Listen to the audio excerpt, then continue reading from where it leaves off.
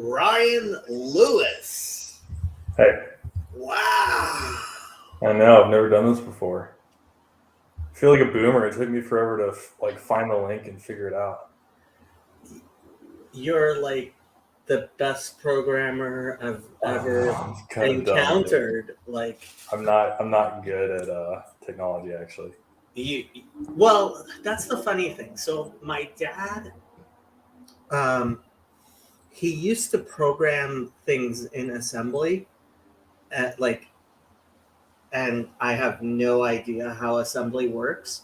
But then he would ask me how to like use Microsoft Word or something, Right. and which I found hilarious.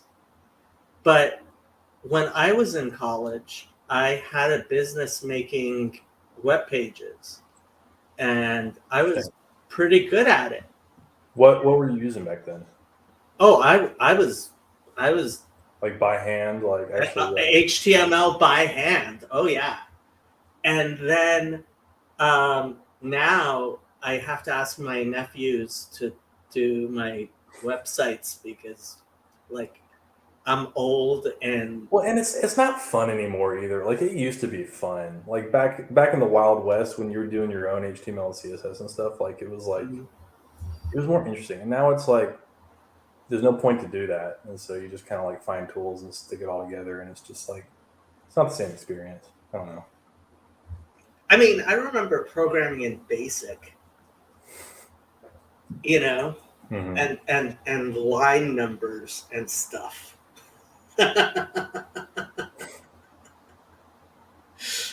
We're old fogies, Ryan. Although you're like half Uh, my age. So we should actually talk about Fountain of Comfort. yeah, why not? How far along are you in your counseling degree?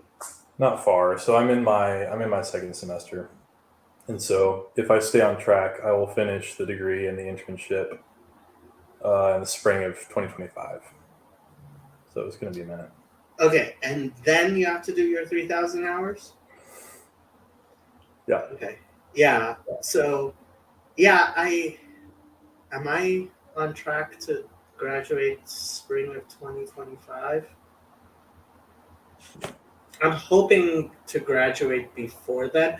So, one of the things, so last year around this time is when, so this semester last year was my first semester of my substance abuse certificate. Okay. And my professors told me I should get a master's degree. Okay. So you were doing the certificate was just like a standalone thing. Yeah. What So were you wanting to do with it? the thing with a substance abuse certificate is you can do any counseling that's related to some sort of addiction. Okay. So, like, which includes like all kinds of eating disorders and addiction and computer game addiction, lifestyle Interesting. Okay. addiction. So, like, It's a pretty wide net. the fact is, MFTs also they're so only supposed to do family, Right. Yeah. marital and family stuff, but they still do basically everything. Yeah. Um, but with a substance abuse certificate, you have to you're supposed to practice under someone else's license. Okay. So you're not supposed to have your own office ever. And I started my MSW, but the MSW A takes a lot longer. B requires 3,000 hours afterwards, and Mhm. a substance abuse certificate only requires 1,000 hours. Okay. And I had trouble getting an internship with hours I could do, especially this is my busy season at with insurance. Right. And so I took this semester kind of off and uh, went back and took a bunch of substance abuse courses this semester. And so I'm actually thinking I'm going to also finish the substance abuse thing, and then do my 1,000 hours partially while I'm doing all of my basically almost 1,000 hours of. Right. And I'm assuming they can overlap, right? Like you can apply the hours to both things. Yeah. I think so, and from what I have been able to find, yes, you can. Okay. Uh, so hopefully, yeah. We have a Chezi. Um, yeah, so that's been my basic thinking, and I've been trying to shut down my insurance business as much as I Oh can. wow. So you're really like transitioning.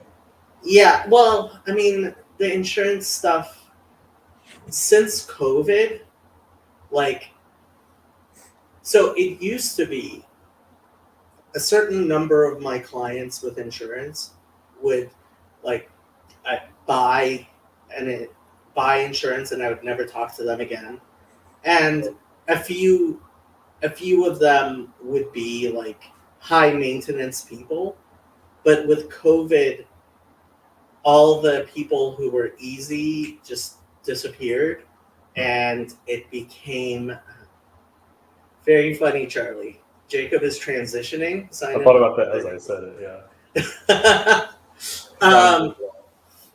So the people over the past 2 years, especially with COVID, the people who've been calling me for insurance, because it used to be anybody who just didn't want to do things over the phone or online would come into my office. Mhm. And so I got a variety of clients. Now I just get those clients who have a lot of trouble doing it through the phone or online. So it's like not worth it anymore, it sounds like. My hourly rate has definitely gone down for new clients. And I still get the residuals from the past years, so I'm not going to starve. So that's good. Yeah, I'm still trying to decide what I'm going to do for like, I don't know. Because I mean, I have a full-time software job. Andrew, I don't know if we've met before. Ryan. How's it going, Ryan? Going all right. Andrew's part of the Los Angeles crew. Yes, sir. Are you the Ryan I've heard so much about? I don't know. I mean, there's multiple Ryans floating around here, right? No, you are the Ryan. I've been telling the Los Angeles crew. I don't know what Jacob tells you. He thinks I'm smarter than I am, and so you got to get that out of your head. He thinks I'm a good programmer, but I mean, I don't know. Actually, I haven't. Well, other than talking about thislowcorner.com, I haven't really been talking about the program. But yeah, so it's like I've got my full-time job, and it's like, I imagine there's some variations I can do. If I just wanted to hustle, I could just keep the job and then do my internship or whatever. But like that sounds exhausting, and so we'll see. Yeah, I mean, if you are a good counselor, you make good money, but my experience has been that a majority of people who get degrees to be counselors are just completely incompetent, and the degrees have no screening value in like saying. I don't think anybody who wants a master's degree in one of the MFT, MSW, MPCC, whatever stuff, I don't think anybody ever actually gets rejected as you're not going to be a good counselor. Yeah, it's I don't know. Yeah, I'm really curious to see how it goes because like it's so hard. I feel like to have an intuition about like what is going to make me good or effective or enjoy it or anything, because I know the software world really well, and I've Mhm. done some like church ministry, whatever stuff, but like this feels like a whole different ballgame.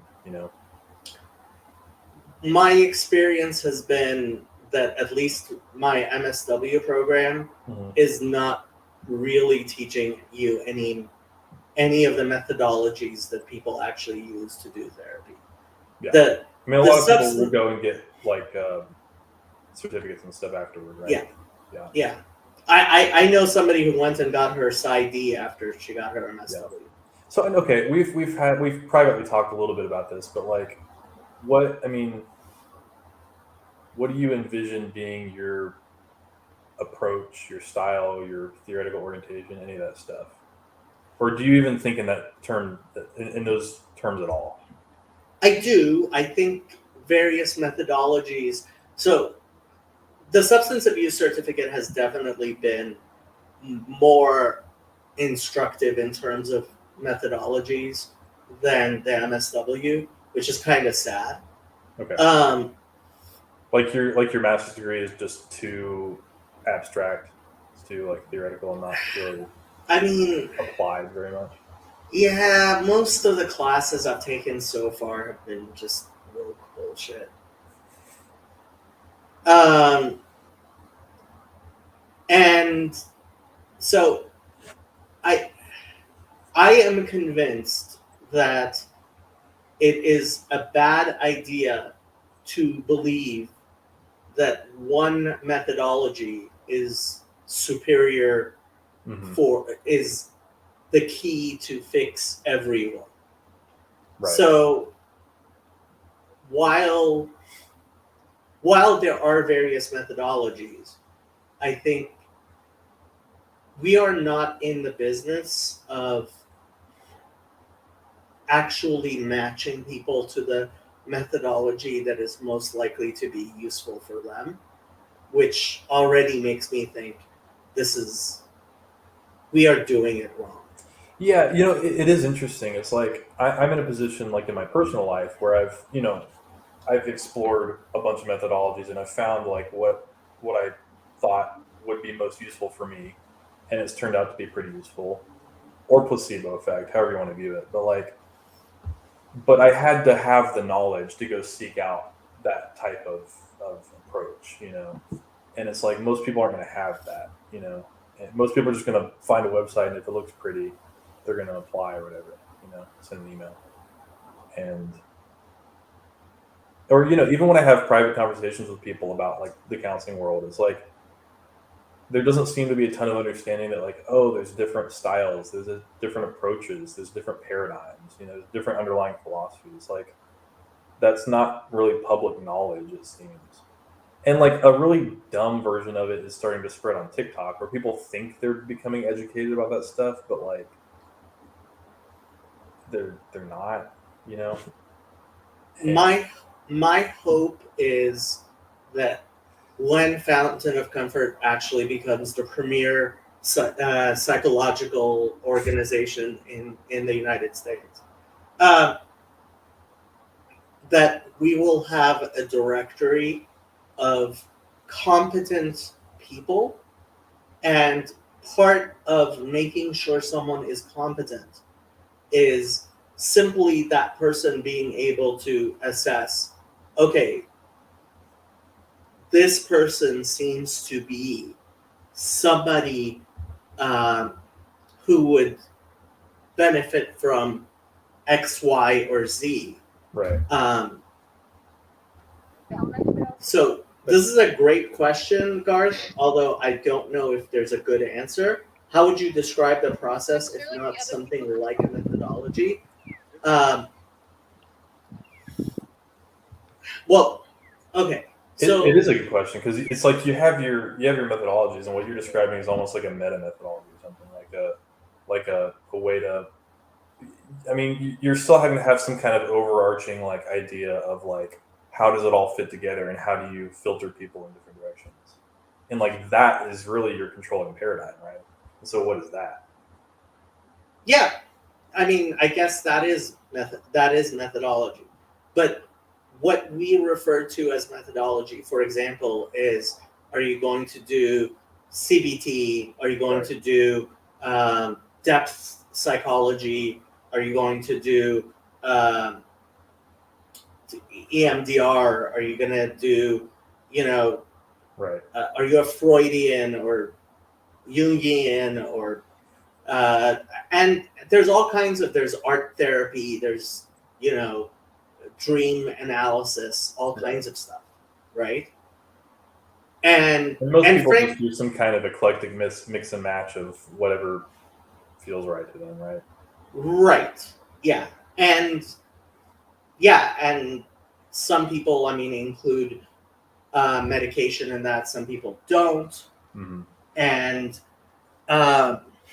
I mean, a lot of talk therapy, from what I have seen, is just listening to people. Mm-hmm. Did you listen to that I still haven't. panel? I need to. I have no excuse. The sound is horrible, but Dr. Gary, I should actually probably pull up that picture. Dr. Gary giving me a blessing, because while not everybody may recognize it, I think it's one of the most important things.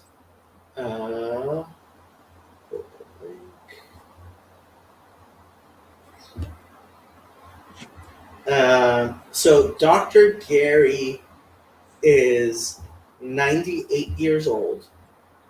Oh wow. And he has been a psychiatrist for about 75 years. And he is still practicing So as a psychiatrist. how is he the one that's on that panel you're talking about? Yes. Oh, okay. Yeah. Okay. I'm interested now. Yeah. And So, okay, if you were going to summarize, or if you're willing to summarize for me, like what would you say is his approach? Like how does he see things? love people. Okay. He called himself a professional lover. One thing he mentioned, which I thought was important, is as a psychiatrist, first he starts by ruling out the physical. Okay. And actually, that's one of the reasons I want, as much as possible, to include Ben's wife in Fountain of Comfort. She got her PhD in psychology, but she specializes in physical psychology, which is basically ruling out all of the physiological reasons for a Right. behavioral issue before you Which you know. most counselors aren't going to have any expertise at all in doing. None. Right. Yeah. And Most counselors are that's just going to assume important. they're going to just take whatever they know and apply it. I mean, that's kind of true across the whole field, right? Like everyone's got their little camp of what they know, and that's all they know. So that's all they know to apply. So they just have to assume, well, let's just do what we can with this, you know? Yeah. Well, so I went to the Lord of Spirits conference, and one of the LoserCon. things, what? LoserCon. LoserCon, yes. And one of the things that they talked about, which I 100% agree with, is the spiritual, mental, and physical health of a person are intertwined. Right. If you're not physically healthy, you're not going to be spiritually and mentally healthy. If you're not mentally healthy, you're not going to be physically and spiritually healthy. And guess what? If you're not spiritually healthy, you're not going to be mentally or physically healthy. Yeah. And so they are intertwined, definitely. At the same time, it's possible for one of those things to be more dominant and the Right. cause of the problems in the other realms. So one of the things, so I'm volunteering, I'm interning at a domestic violence shelter that used to be a convent. Okay. And what has become absolutely obvious to me is that the attempt that Catholic Charities is making of replacing the nuns with um, with a bunch of professionals is just not gonna work. Mhm. Especially since there is no spiritual content. There needs to be a priest at that shelter. There needs to be somebody hearing confession at that shelter. There needs to be somebody talking to these women, especially the Catholic ones, about when it's appropriate to get an annulment and when it's not. Right? Right. And there's nobody with that spiritual authority there. There's nobody there dispensing wisdom. Especially some of these people are very young and have, like, without doxing any of my patients, like, they can be very young and have large numbers of kids. Right. Right? And so this person who started having kids at a very young age, has many children, can be also basically a child herself, especially since she's gone through the trauma of Right. being a domestic violence victim.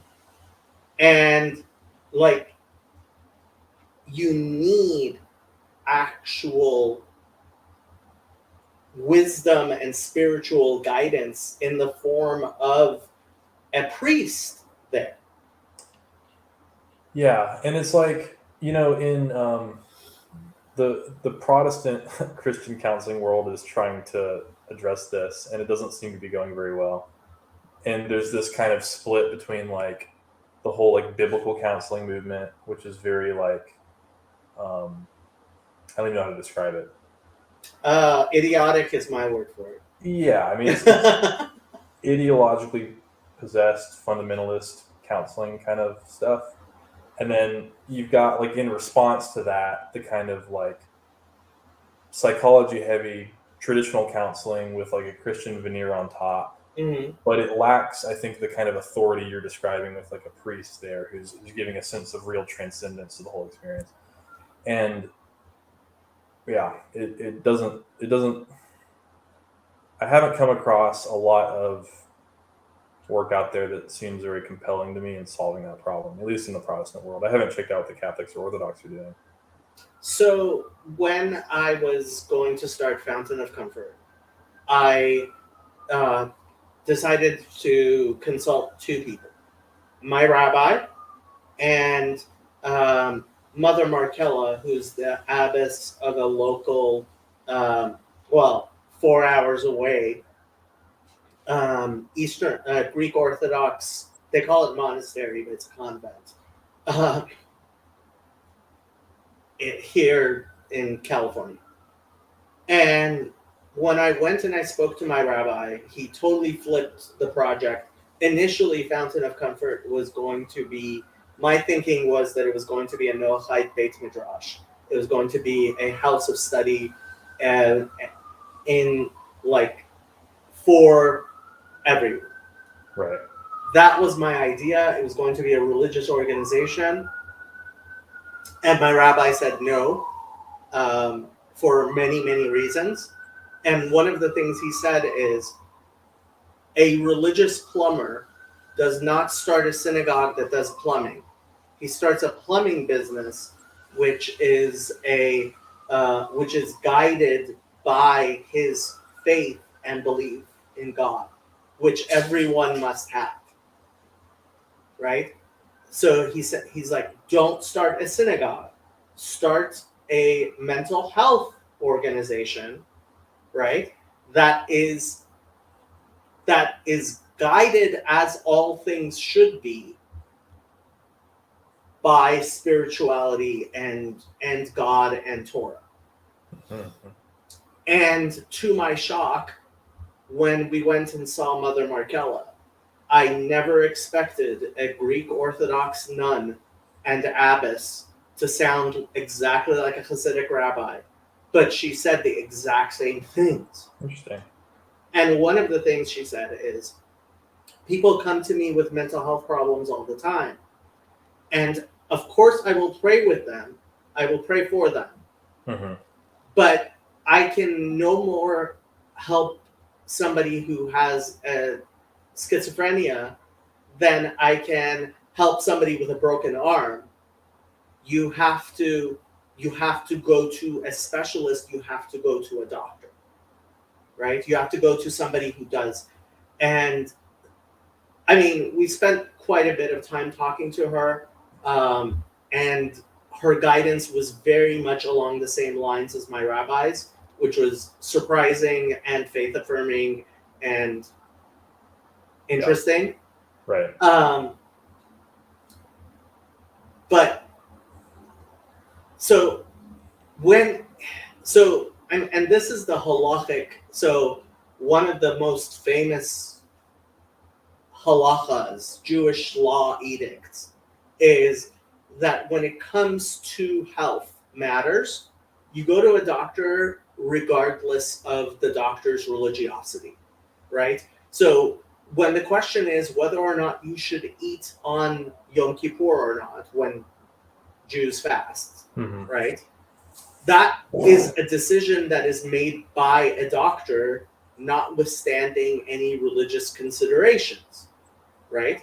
If for your health you are supposed to eat, then you eat because the doctor said so, not because the rabbi said so, right? Because there are different, like, some things belong in the religious realm and some things belong in the natural realm, and it is a mistake to try to, faith healing is wrong. Faith healing is against my religion, right? Whereas for a lot of Protestants, I mean, it is the logical extension of much of what they believe.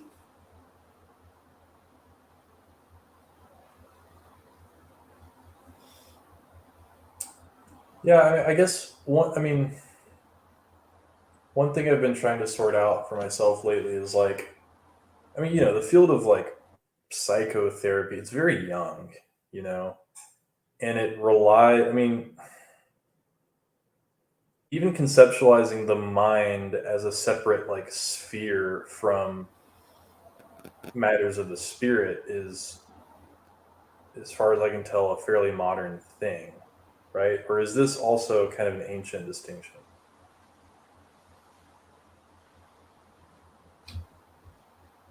So, Cartesian dualism is bad and wrong and new.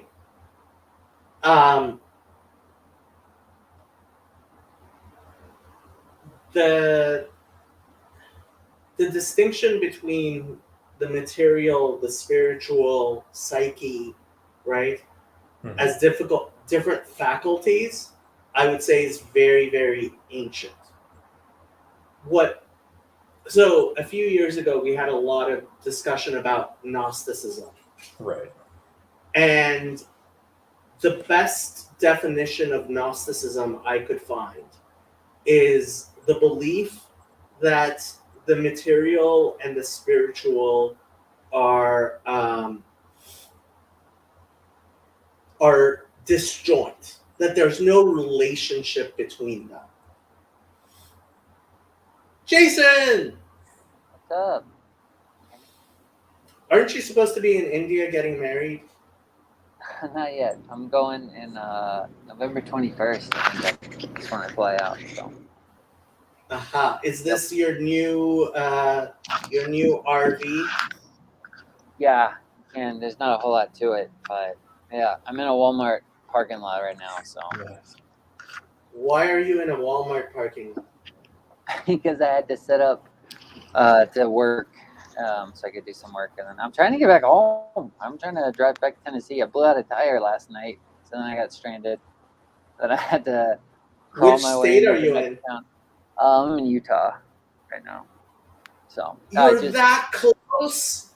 yeah, I know, I'm that close, but I have to get back to go to India, so otherwise I'd just be driving around. Dude, if I knew you were in Utah, you're like, what, a 6 hour drive away? Is that it? Is that Maybe all? closer to 10. I could Oh. I could make that drive. Where are you in Utah?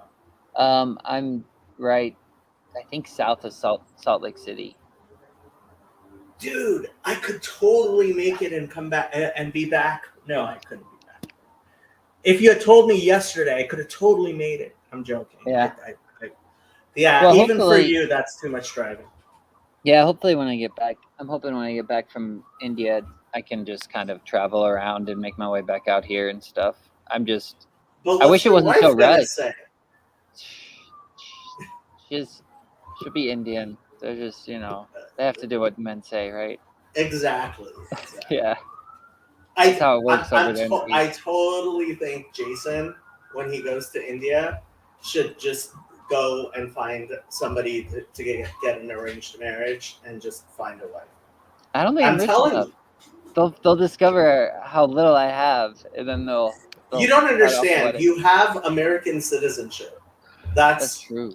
That is a huge. That is huge. Okay, so then Yeah. she can just divorce me after I get her over here.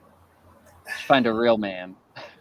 People are so cynical. I have several friends who have married women from other countries, and they've been very successful and have great marriages. Hey, I wouldn't be against it. It's kind of a lofty dream, right? It's Marriage. not lofty at all. Way out there. No, Jason, this is totally within. If this is something you decide you want to do, you could totally make it happen. All right, just go to India and start looking. Do I need a business card? No, you don't need a business card. All you need to Pretty do. flirty. No, that's not how it works. You go to the pastors in the local churches, especially if you go down to the Christian areas, like Kerala, I believe is mostly Christian. Well, where I'm going, I Christians are in that area too. Okay, so like talk to parents. They'll set you up with some of the nicest girls around. You'll be married in no time. Okay. All right. So I got that U.S. citizenship. Yes, you have U.S. citizenship. That's what it's all about. Ryan thinks this is a great idea. I can tell from his smile. Yeah. Well, that's good. Well, it's been a long time. How have you been? I've been good. Ryan and I. So Ryan is getting his master's of professional counseling. Is that what you call it? Clinical mental health counseling. Yeah. I think every university calls it something different. No standard. That sounds tiring. Exhausting. Yeah, there's a lot to it. I'm a software engineer by profession, and so it's like a very different world. I have no background in the humanities and stuff, so it's like I feel like I'm playing catch up a little bit. I think for some of my peers, they already know a lot of this stuff, but I'm like, whoa. Ryan is the one who programmed this-little-corner.com. No. Oh, okay. Yeah, I think okay. That's cool. Yeah. Well, it's nice to meet you. Yeah. So where are you from, or located at, or whatever? I'm from Alabama originally, but I live in Texas right now. Oh, okay. Why is everybody in Texas? Oh my gosh. Texas is huge. Yeah, Half it's so the country annoying. is in Texas. I know. It's obnoxious. I've been there like 3 times, and There's a lot going on here, but it's also a lot of concrete, not a lot of trees. Yeah. So I was at a family wedding on Sunday, and my cousin from Nashville was there, and she's like, she said, you should come and visit. I said, I have some friends in Tennessee. And she said, where? I have no clue. I've never met Jason. You can come. How far away are you from Nashville? From Nashville, I'm about 2.5, 3 hours. But yeah, I'm in East Tennessee where it's pretty. Nashville is. Once you go to like West Tennessee, it starts to get flatten out, and it's not as interesting. But you're welcome to come stay whenever. I live with my parents. It's exciting. They have a hot tub. They just got a new hot tub because their old hot tub broke. There's a pool. I saw that video of your music video. Yeah, You're a lot taller than I thought you were. I'm like 5'11". It's not that tall. Yeah, I figured you would be shorter than I am, but you're taller than I am. Okay. I don't know why I thought you would be shorter than I am. I wouldn't mind Maybe being taller. short. I always wanted to be short, Then you can fit in little places easier and, crawl through air ducts and vents and things like that. You don't do that? No. All right. Actually, so Nate and Shelly, her name's Shelly. They live in a building that was built in 1790s. That's cool. Well, Like, is that the people you mentioned in Nashville? no. Okay. Nate and Shelly got married because they met on Bridges of Meaning. Oh, okay. Yeah, they're Eastern Orthodox. That's an old house. That is Very a old. very old house. Where is it? Well, it's a few hours away from Pittsburgh. Oh, okay. I don't want to dox them too much, although I think Yeah, they yeah. kind of dox themselves. Well, I was just curious. Why. I'm guessing it's probably not like a cabin or anything. Brick house. Is that what reminded you? Yeah, it's brick. Yeah, everything was brick, and like these ancient brick houses. I mean, in Los Angeles, something that old that was brick would have collapsed several times because of all the earthquakes. Dang. Hey, is there gold in Los Angeles? Because I'm thinking when I come back out, I'm gonna pan for gold. Because I used to do that. Panning for gold in Yeah. Los Angeles. I know there's somewhere in California I can do that. Yeah, but gold, you have to go to the mountains for gold, don't you? I don't know. Heck if I know. Every creek I see, I'm like, oh, there's probably gold in there. And then, Okay, so allow me to explain. Mountains are where two plates hit together, Mhm. and so Squishes the gold out. no, it's when the plate There you go. it's when the plate brings metals up from closer to the core towards the surface that it becomes possible for you to get at it more easily. Isn't that what he said? Yeah, it squishes the gold out. It squishes the gold out. Yeah, Yeah. basically. Exactly. Yes. Exactly. Well, yeah, I thought I could do that whenever I get back from India, maybe sometime when it starts to get warmer. Because I used to do that. It's probably been like 10 years. And I really enjoyed it, but I was never very good at it. But figure if I'm driving around, might as well do something. Oh, but I could, I'll have that wife, though. I forgot about that. The ball and chain. Wow, there goes the dream. So, are you guys hearing that? Yeah. Well, I got faith What is this? Oh, no. Oh, Time for me in to my leave. feet. Are you gonna copyright strike me, Jason? No, this video actually has like over 1,000 views somehow. It's been on the internet for like 11 years, though. Watching over me, and I feel safe whenever she sings. Well, God save the South, and God save the good man. But God shut his mouth when I asked for a woman. And I give you the money if I knew where I put it. I fall in love with you, honey, but I probably shouldn't.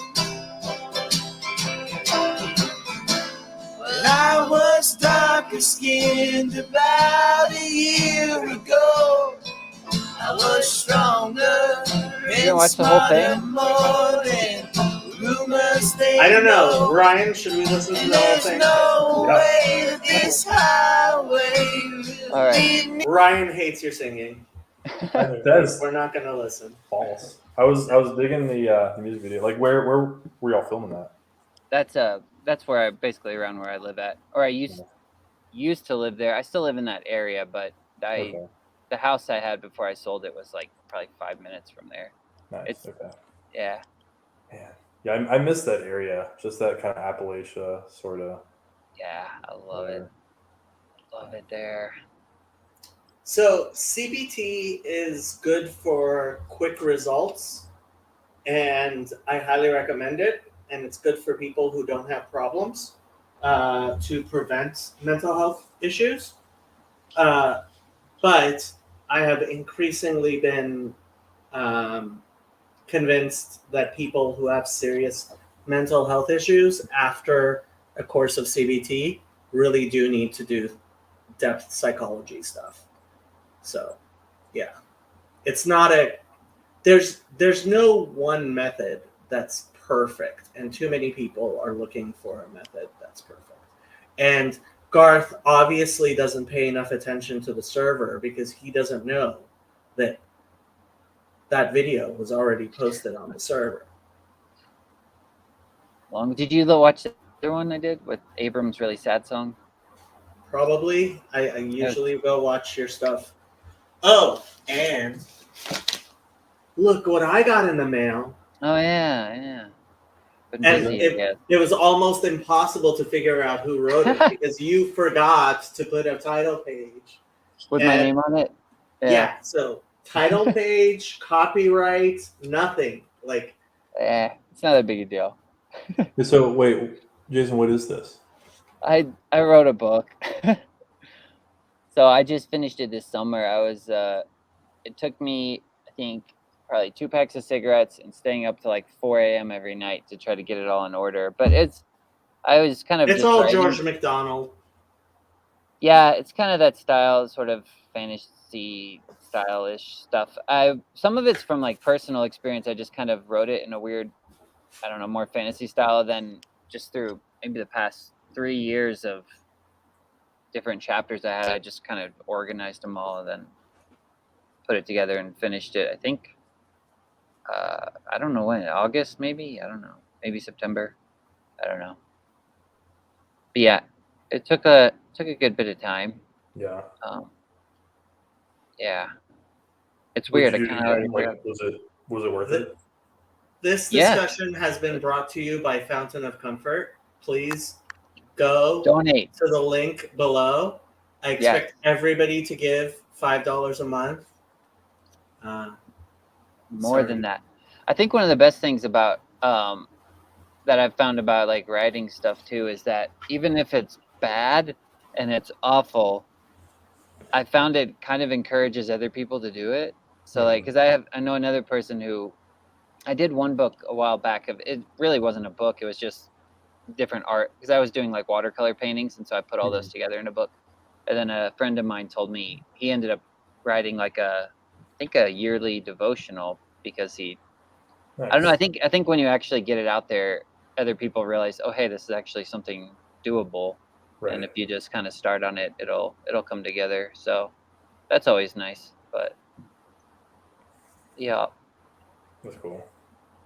Yeah, I've had some ideas sometimes, and I sit down for like a week or two and then give up. And I've done that several times. I'm like, I don't know what it takes to actually I mean, I guess it just takes persistence, right? You just keep going. Yeah, I Or- guess so. I would just save everything you got and then just kind of, yeah, let it come together over time. I mean, that's kind of what I did. I was just, yeah, almost just writing just for almost therapeutic reasons, I Right. guess. And then, yeah, then just slowly, I would basically just do it on notes on my phone, and then I transfer that onto Word and save it. And then it was kind of just almost painful at first having to go through and sort through everything.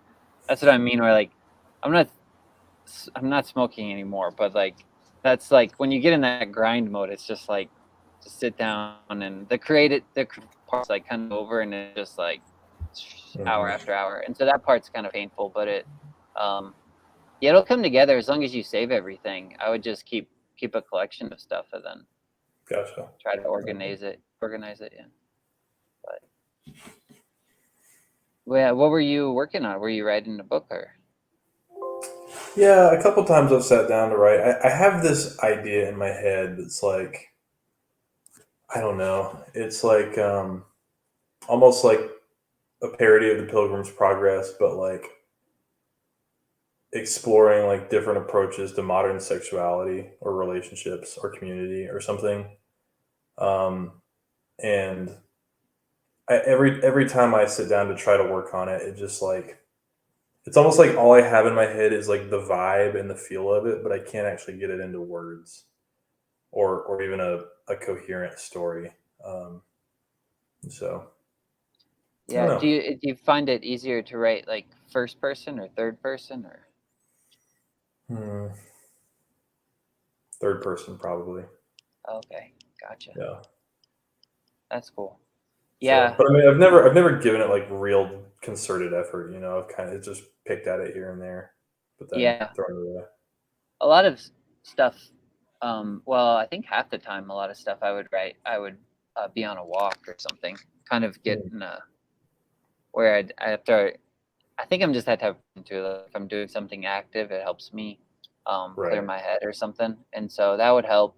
And a lot of the stuff I would write, I would honestly write almost like first person. I would just kind of talk into my phone, and then I'd have to go back and change it into third person. But That makes sense. I guess whatever you just find easiest for you and a way to get it out there, reflect your thoughts. It's hard to get in that mindset though, but Yeah. Huh. Okay. do it. Just do it. What's that Shia Do it. LaBeouf video? Yeah. Right. Just do it. All right, guys. Well, I probably gotta hop off here. I gotta run into Walmart before they close because now they close at 11 because they stopped being cool. Why do you I have got to like run half an into hour. wall? To get some food and stuff. Food? Yeah, I gotta take down the satellite. So I bought the gosh, what is it called? Why can't I remember it? What's that satellite? Starlink. I bought a mobile one. It's supposed to be like global too. I mean, I'll take it with me to India and see if it works. But so far, the thing's working great. You just stick it up on top of the RV and then you have internet. Can It's you really take it fast, to India? Like, isn't it huge? No, it's yeah. I mean, it's let's see. So this is like the thing it was in. So it's about this big. Okay. So you can put How it in much a does it suitcase. weigh? Is it heavy? No, it's lighter than I thought. It's probably like maybe 25 pounds. I don't know. It's yeah. 25 pounds is, I mean, for I- international baggage, like, yeah.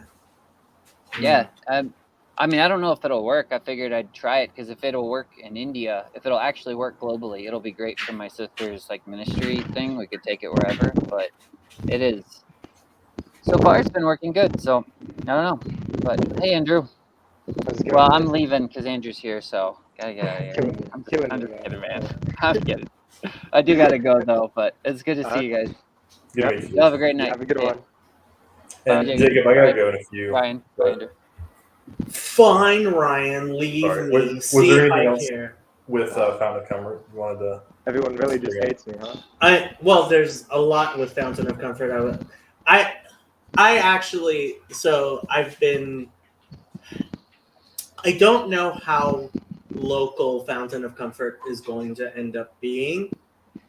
But ultimately, I think it's going to end up having to be very local, despite the fact that, Andrew, I am muting you. You can unmute yourself when you want to talk. I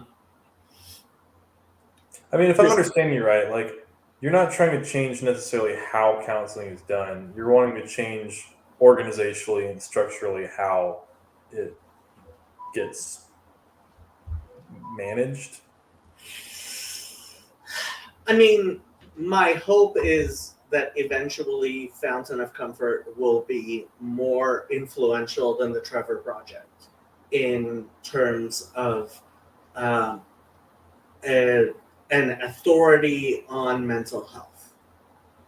Because the Trevor Project really is like they spend a lot of time pretending that they're authorities on mental health. Like they testify to Congress constantly, stuff like that, right? Where are you going to get funding to like be a lobbyist though? Actually, that's cheaper than actually doing the actual work of mental health. That like being a lobbyist, you can be a lobbyist for $50,000 a year, right? And that's part of what really bothers me with Trevor, right? They do a lot of things on the cheap. So if you look at their 990, which is their tax form, right? They took in $30 million, of which it looks like below $1 million was spent on actual professional mental health like stuff. Yeah. No, in fairness, I mean they're operating with volunteers, right? And so Yes, and this is part of me volunteering and seeing they are deliberately avoiding licensed mental health providers. Like I thought the supervisors would be licensed mental health people. Ryan got a phone call, so I am going to remove him from the thing. If he comes back, he comes back. But they are deliberately avoiding licensed mental health people, partially to get away from things things like mandatory reporting. There have been instances that I seriously thought they really should be reporting to the authorities, especially in California. But I told my supervisor, and my supervisor was like, no. And it just happened that night that my supervisor was somebody with an MSW, but she's not a licensed clinical social worker. And I think part of the reason they avoid actual licensed people is because they don't want to do things the way it's supposed to be. And it's a lot more expensive to do things the way it's supposed to be. yeah. Actually providing mental health to people, like what they're doing, at least for some people, is more harmful than it is helpful. At least for some people, which really bothers me. There are times when I'm sitting there going, what am I doing here? Maybe I should just quit. But I want to get that certificate of like appreciation from them so that I can have that as, hey, look, here. I know this process inside and out. So, like, on what? I don't mean this to be rude, but like, on what basis do you think you could provide something better? Like, That's not a rude question at all. I think anybody who actually so what they have is a very formulaic process which volunteers can go through, right? And when I look at it, it's like, okay, it's the equivalent of having EMTs doing surgery in the ER, right? There are people who are calling over and over and over again over periods of years, right? And all they're getting is first aid. Okay. That doesn't work. Like, that's bad. And they're probably getting a different like person each time, right? It's just Yep. Yeah. And then there are things that are like profiles and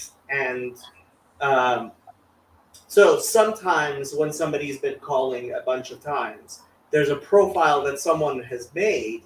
Right. But from what I can see, the people who have written those profiles and guidance to the counselors are not actually mental health professionals. Right. I have not encountered a single licensed professional in my work there at all. Not during training, not any of my supervisors. I had one supervisor one night who actually has an MSW, but I looked her up and she's not licensed. Yeah. And I think there's a reason why she's not licensed. But I mean, like, are these the kind of people you think are getting harmed by it? Because like, isn't it at least better for them to be talking to someone than just like sitting alone in their room deciding whether to kill themselves? Oh, I generally, yeah. I think for most of the people, this is. I mean, so on Twitter, Jordan Peterson like tweeted at the Trevor Project. Mm-hmm. You guys are horrible butchers or whatever. Right. And Trey is driving back from Estuary, and he has not had enough of Estuary, so he's Yep. yeah. And I need to just, stop your what's it called? Trumpisms, My Trumpisms? Yeah, Republicanisms, anti-woke-isms, Peter Boghossianisms, Peter Boghossian is Trumpist? Okay, whatever. Hey, I'm sorry, I gotta go in like 2 minutes. But Okay. So I think what they're doing is better than nothing. It's not better than what could easily be provided if people really wanted to. right, but given the financial constraints, how could you provide something better? Well, for $30 million, if they were spending that $30 million better, I think. So if they were allocating, like if an organization was doing something similar, but also allocating more of the funds to actual licensed therapists and psychiatrists, that's part of it. They really are not trying to use students like training and student like the internship stuff that people who are going through the programs I'm going through or you're going through, from what I have seen, are not great, and they could be used more effectively, I think. I mean, I don't have all the answers. Sure. I just know that, especially if there was more spiritual guidance and less ideological possession by politics, it would be a much more successful organization. I can get behind that. Yeah, he'd only be happy if they hired David Lowery, right? Who's David Lowery? I gotta go, guys. I'll see you later. Whatever his name is, the guy. Glenn Lowery? Yeah, something about a cabin, hypothetically. What? Trey, I have no idea what your problem is. Yeah, I do. You have wokeism installed in your brain. That is what your Oh my problem is. You should invite Digital Gnosis, an actual like woke person. You should battle it out. Digital Notices isn't woke. He's just dumb. Actually, he's kind of woke. He is. He's like, I don't like people that go here. No, he's just dumb.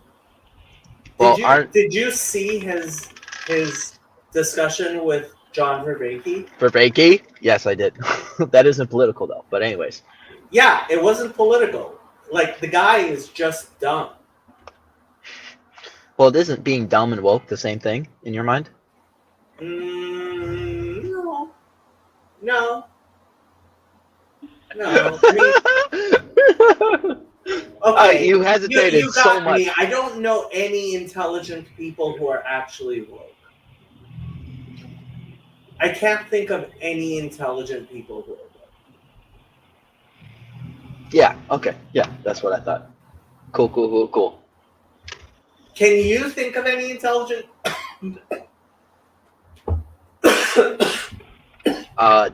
Jesus. I think Jesus is woke.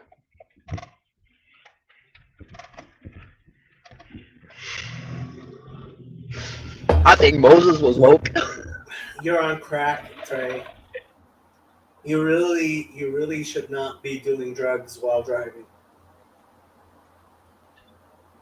I don't need drugs. I get high on life. I'm high on the Holy Spirit. If you say so. If Grizz is actually watching, he should jump on.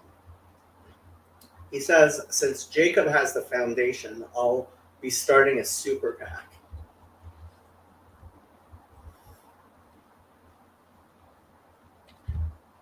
Reforming the intake process is one way in which things could be made a lot better, yes. But actually, your father would be a much better authority on how to improve the process than I would. Chezi's father, not Trey's father. Trey's father is woke. My father is cool. Come on. Your father is anti-science. Hey.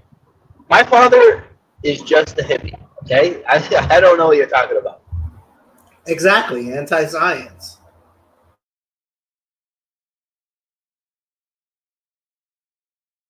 I have no idea why I'm coughing so much, but I know.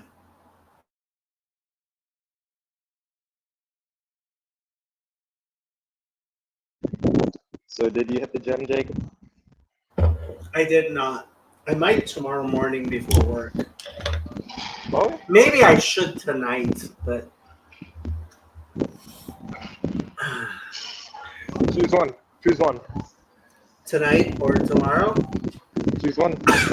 Why? You want to come with me? No, I'm at the gym now, and I've got a midterm tomorrow.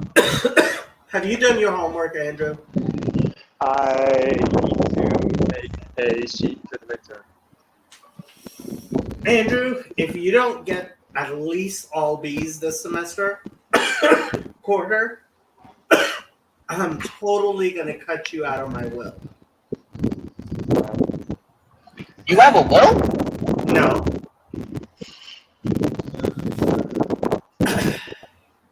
What would I do with a will? I have no money. I mean, somebody's got to inherit my magic cards. I just want all your pictures of the Rebbe. That's all I want. I only have 2 pictures of the rabbit. Don't you have one picture of the Rebbe? I have one up, and then there's that little thing I have over there. Yeah, I want that. The little thing over there you can have. Next time you come over. No, I just want it in your will, just to say that this goy gets this picture of the Rebbe. If I am in your will, can I get a certified Sabbath goy as what I'm directed as? Sure. Yeah, boy. reach out to your dad? No. You reach out to your own dad. You talk to him every day.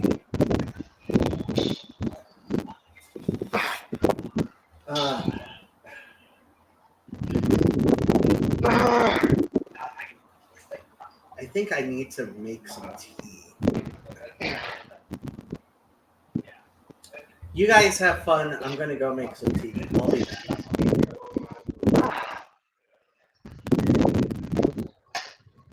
Andrew, this is inappropriate. We don't want to hear those sounds, okay?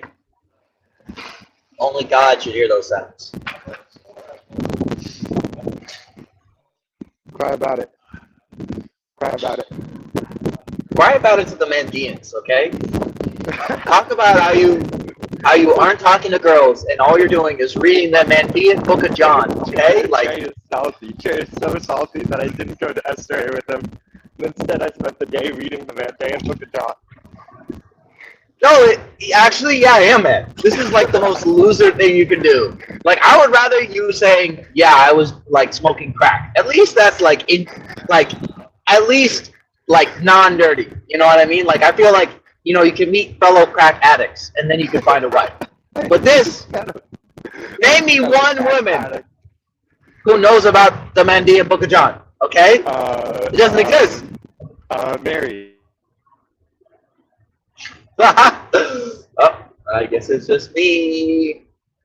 I don't know how to end the stream, so I don't know if I should end the stream. Also, if you're on Jacob's server, please join the secret gifter or whatever somebody said. We're going to give gifts on the Discord server, so please join the Discord server so I can give gifts. Okay. Also, donate to Fountain of Comfort. Please, please, please, please donate to Fountain of Comfort. I work very hard on the website, so please donate to Fountain of Comfort. If you're watching this right now, please donate to Fountain of Comfort.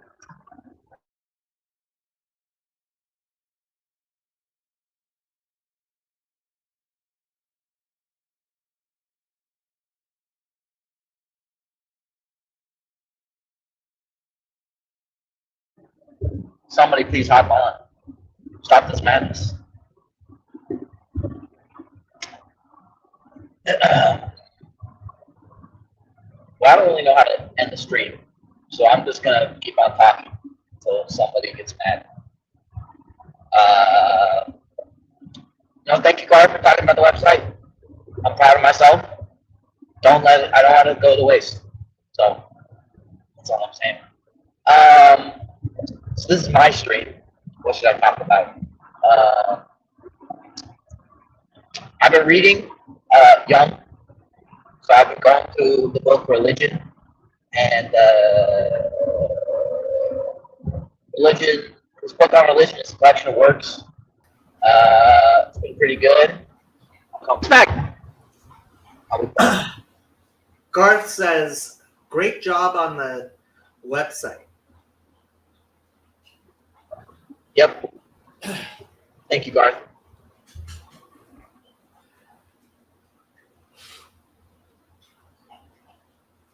So what were you talking about while I was gone?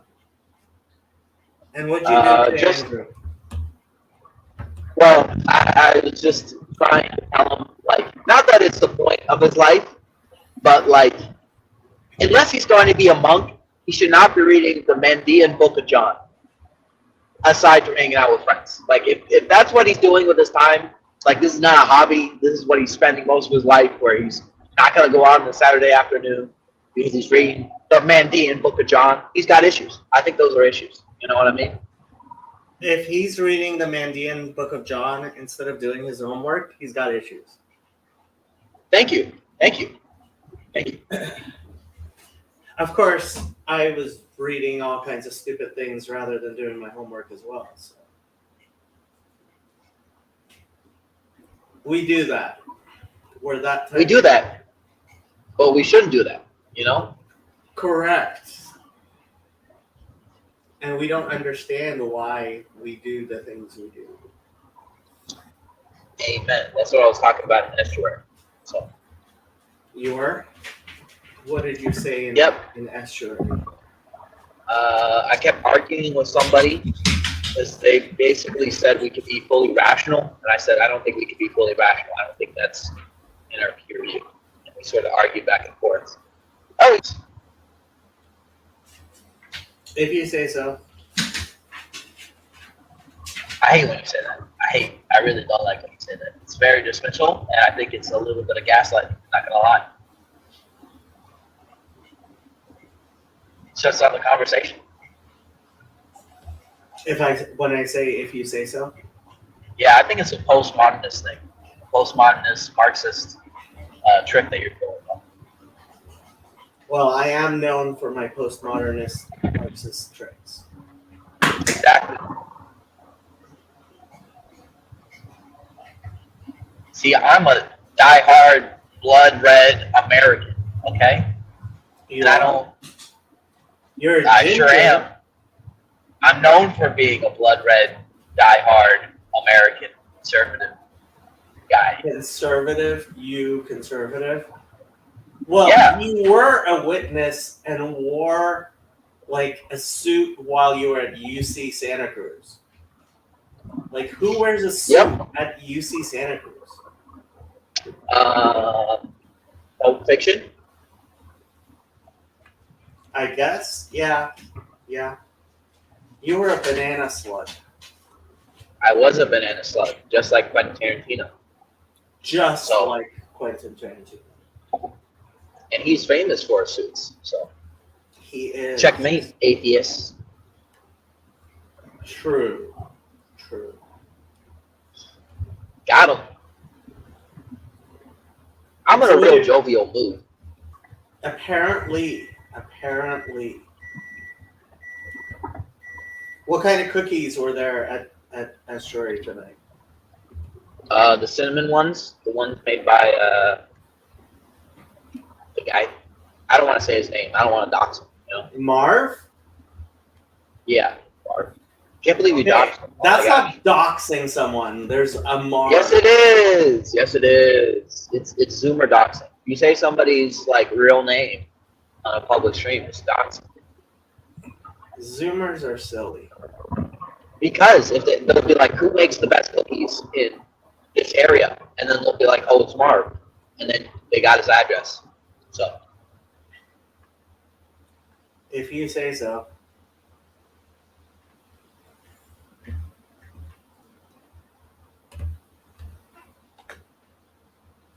My soup is ready. I am going to go get that soup. Yes, I will be back. Oh, I watched some conservative people. You'll be happy. I will be happy if you listen to intelligent people. They don't have to be so conservative. Yep.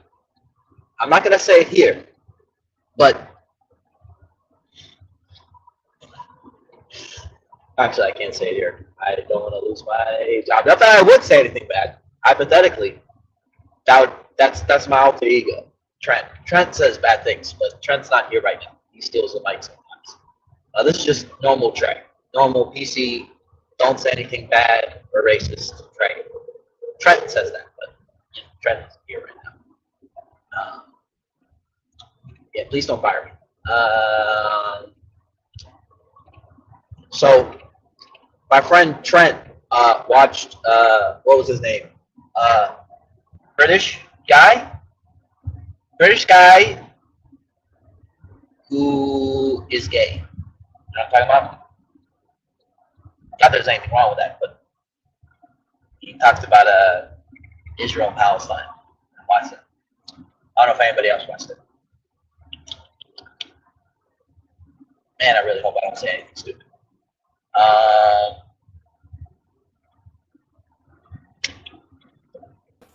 Douglas Murray. Oh yeah, Douglas Murray, that guy. Yeah, Trent watched that guy. Douglas Murray is very, very intelligent, and he's a very good speaker. Also, really just hates the color brown. Like, just really hates it. You know what I mean? Anything that's related to being brown, just like, you know?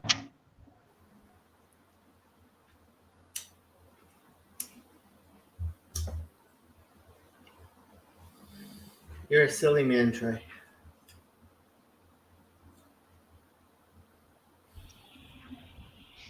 I can't believe he said, "I want to keep, I want to keep England English."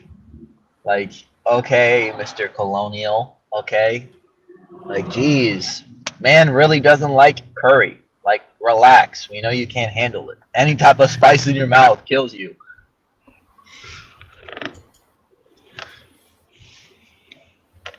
He does know that most Muslims are from India, right? Like, Most Muslims Oh. in the UK. no, well, maybe I have to look that up. But most Muslims exist in India, percentage-wise. I'm pretty sure Malaysia has more Muslims than India does. Look it Especially up. after all the I genocide. look it up. Look it up. Which country It's either it's about to be. It's either it is or it's about to be. most Muslims? The largest Muslim population in a country is in Indonesia, a country home to 12.7% of the world's Muslims, followed by Pakistan, 11.1%, India, 10.9%, and Bangladesh, 9.2%. About 20% of Muslims live in the Arab world. Check which country will have the most Muslims in the future. I think that's what I heard. India will have the most Muslims. Well, I mean, if you're an India maximalist and you include Pakistan and Bangladesh and India, then yeah, like 30% of the world's Muslims live in India.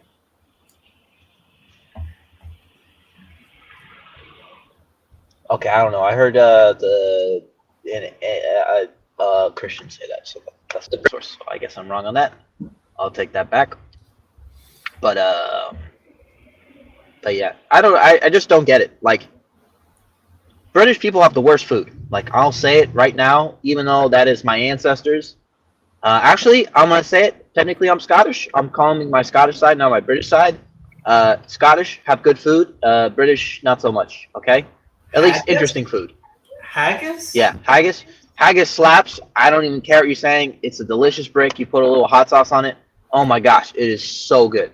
I have So good. never had haggis, and I did not realize you could put hot sauce on haggis. Yeah, it's like a little brick. People think it's like you're eating actual intestine. No, it's more like a sausage. Like that's what it looks like. You have no idea what's whatever intestine. You are It's spicy. correct. I have no idea what haggis tastes like. Yeah. So haggis is good. That's the only contribution. Yeah, I think Scottish got it. You know what I mean? They got the kilts. They got gingers. They got Highland cows. I'm telling you. But yeah, You British own a have kilt? nothing. What? Do you own a kilt? Yes, I do. I've gone surfing in a kilt. Braswell family tartan. It's Munro. Munro. Well, I found Braswell. Probably, yeah. Dweller at the Broad Well. The name Braswell comes from when the family lived in Yorkshire, where they took the name from the village of Bracewell, which was originally in the West Riding of Yorkshire, now in Lancashire. That's apparently your family arms is blue, white. Well, You're such a Zion. my dad. Well, I don't know about that because my dad's from Virginia, and it means something different. Braswell. So Munro, Munro. That's our tartan. I don't know about this Braswell. Munro family tartan. It's red and green. Yeah, that sounds about right. Yep, that's it. Yep. I have a picture of my grandpa wearing that. Well, there you go.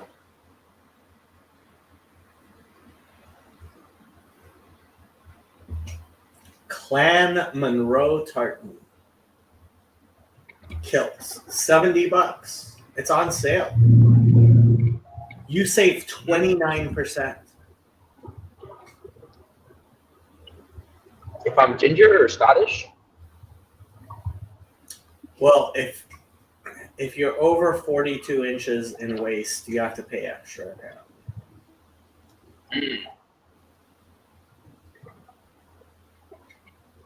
kilts are kind of like pretty sick. Not gonna lie, they're like perfect because you don't get sweaty.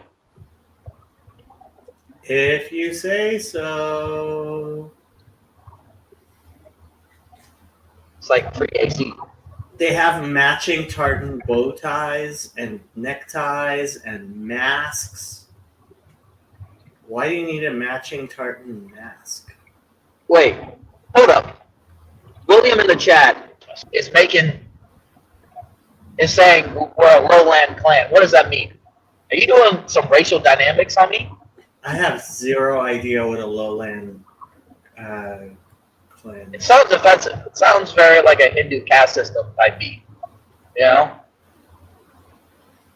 Charlie's a Campbell, and there's a Campbell family tartan.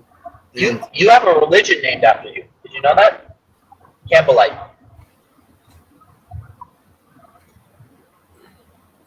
so William goes to the Highland Games when he can. There can only be one. Have you murdered anybody yet for the quickening?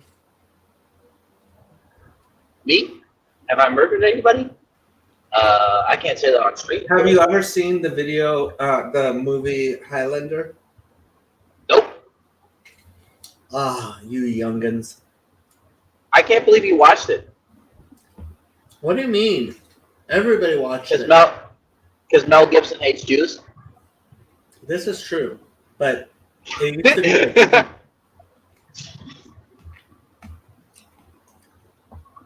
Like when I was growing up, there can only be one was like something everybody said. It was like a meme. You know Children of the Corn, right? Mm-hmm. Because the kid in there was ginger, my PE coach would make fun of me and say, "We have your woman, Orlando."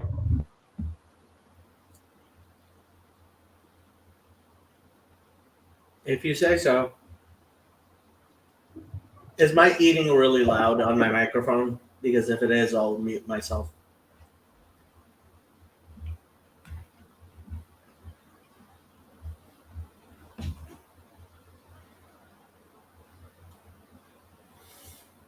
Khezi has heard of There Can Only Be One. Yeah, because Hezzy's old. Khezi is old. I Yeah, I'm watched sorry to the show Highlander for a while. It was okay. It's kind of fun going around killing people. Have you heard of I think it's Toilets versus Robot Heads? No. It's this new Gen Alpha thing on YouTube that's taking the world by storm. It has I think 225 million views. What is it? It's where these toilet people attack these television people. What is And that random chaos mean, happens. Toilet people. Like, I mean, toilet people attack. You have to look at the video. Andrew, if you're in the chat, you'll know what I'm talking about, right? what's it called?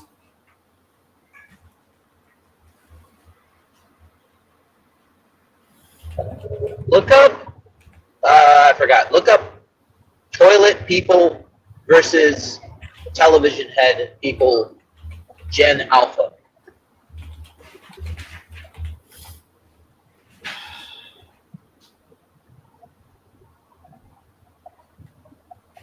Andrew, you know what I'm talking about.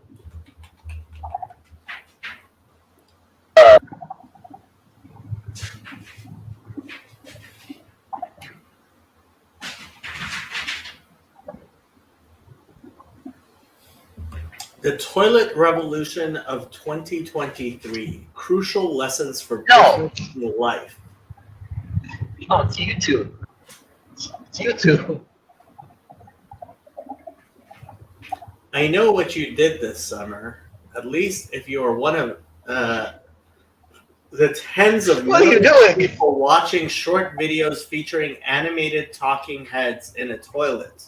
Skibbity toilets. Unless you are a Gen Oh, Alpha yes. roaming the internet, you are probably wondering what's so fascinating about watching toilets with heads coming out of the bowl, fighting with people whose heads have been replaced with TVs, speakers, or cameras. And who's the creator of these bizarre and, truth be told, somewhat unedifying toilet humor videos? Henry, the mild-mannered janitor? Could be, but probably not. Our hero goes by the nom de plume. I'm not going to say that. Intrigued, I urgently wanted to know more. I am not going to make an account to see the rest of this. But just look at what it says, like skibbity boop, whatever. Skibbity. Okay. They said it in the paragraph, the YouTube channel, blah, blah, blah. Skibbity toilet. Look that up. 47 million views. 69 million views. I'm telling you, it's like it's a new wave, bro. Like you haven't even seen this. It's like 34 changing the internet. million subscribers.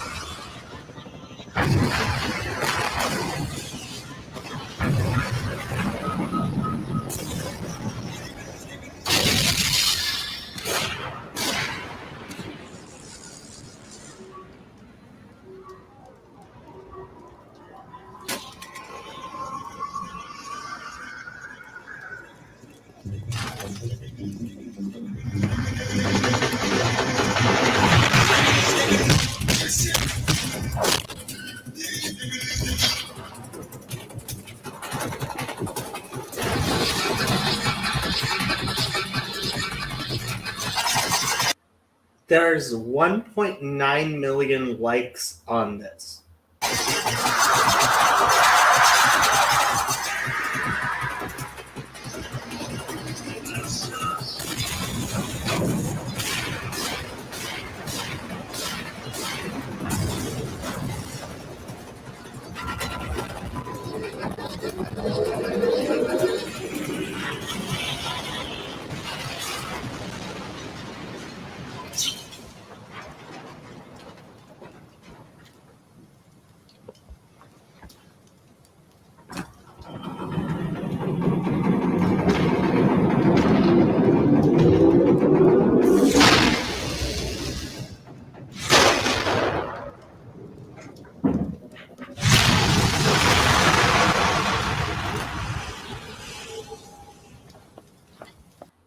I have zero clue why anybody finds this interesting. I love it. I actually love it. I'm gonna sit my kids in front of this, watch it 24/7. So fascinating. Which team are you on? I think I'm with the what is it called? The camera people, television people.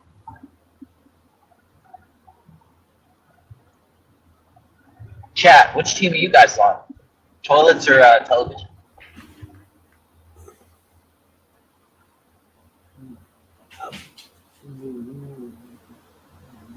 Why is this? I don't understand. You're just not, with it. You're just old. See, I get it. Yeah, apparently I'm just old. I mean, I don't know what to tell you because I don't get it. I really don't.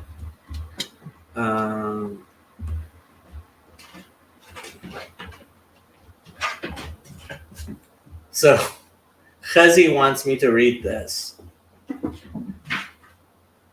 All of my issues with the Goodnight Moon bedroom. 1, the size of the bedroom. The bedroom is enormous. There's no one, I think, who has not noticed this. As someone who has lived in apartments only slightly larger than a little toy house, it's mildly vexing that this bedroom is the size of a banquet hall in Downton Abbey. 2, the little toy house. This is not that little of a toy house. Not only could the rabbit easily fit inside the little toy house. Okay. This just discovered transcript of a conversation had by the interior decorators. So what color have we decided on for the upstairs child's bedroom? Which child's bedroom? The enormous one. The one with the expansive tomato-colored floor. I was thinking for that room maybe a dark green. Really? Dark green? You don't think maybe dark green walls with a tomato-colored floor is a bit much? No, it'll look amazing. We can break up the monotony of the color with some dark green and yellow striped curtains. This is... Okay, I don't understand why people are entertained by stupidity. Any people, including Chezi.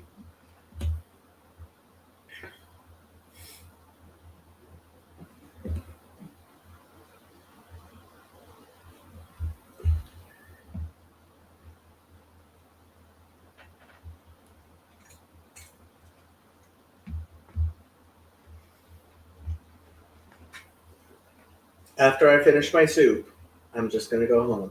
I'm just going to go to bed.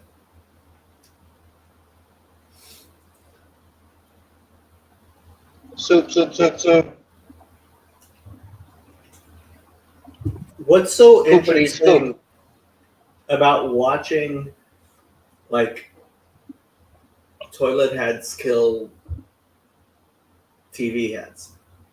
It's better than watching Glenn Lowery. You're so obsessed with Glenn Lowery, it's hilarious. It's actually because I'm not that you're angry about it. I mean, all I'm saying is you have to admit, toilets fighting, television is way more interesting and important than I would say Glenn Lowery talking about how, black people and their darn rap music, Like, I have brought up Glenn Lowery maybe once in conversation ever. You bring him up every week. No, that's not even true. You're such a gaslighter right now. Anytime we've had conversations, and I've been like, oh, I watch Destiny or whatever, you're like, you should watch Glenn Lowery. No, I just say you shouldn't watch Destiny. Nope, you just say Glenn Lowery. I think Chad, Andrew, you can definitely back me up on that. You should be like, you should watch Smart People, like Glenn Lowery. I say you should listen to Smart People, but it's not just Glenn Lowery. There's plenty of other people you could listen to. Chad, back me up on this. Back me up on this. Who's right? Always right.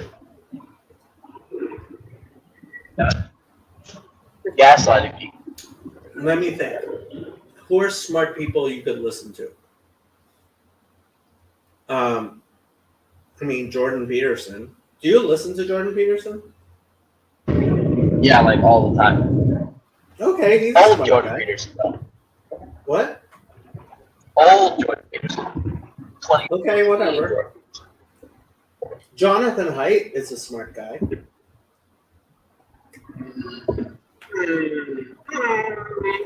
If you say so. Destiny has been doing his homework on Israel, as he says.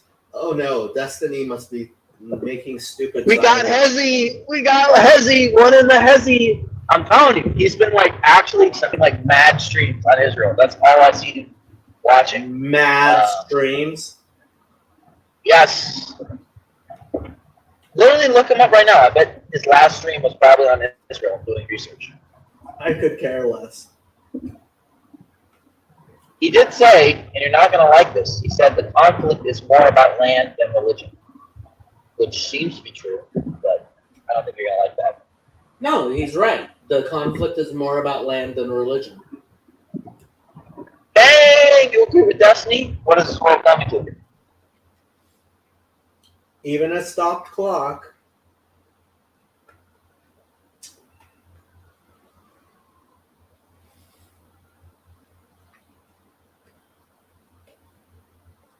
Although I have to say, I think the conflict is far more about politics than it is about land or religion. It's not like Israel doesn't have incredibly desirable land or anything like that. So, I'm a bit confused though.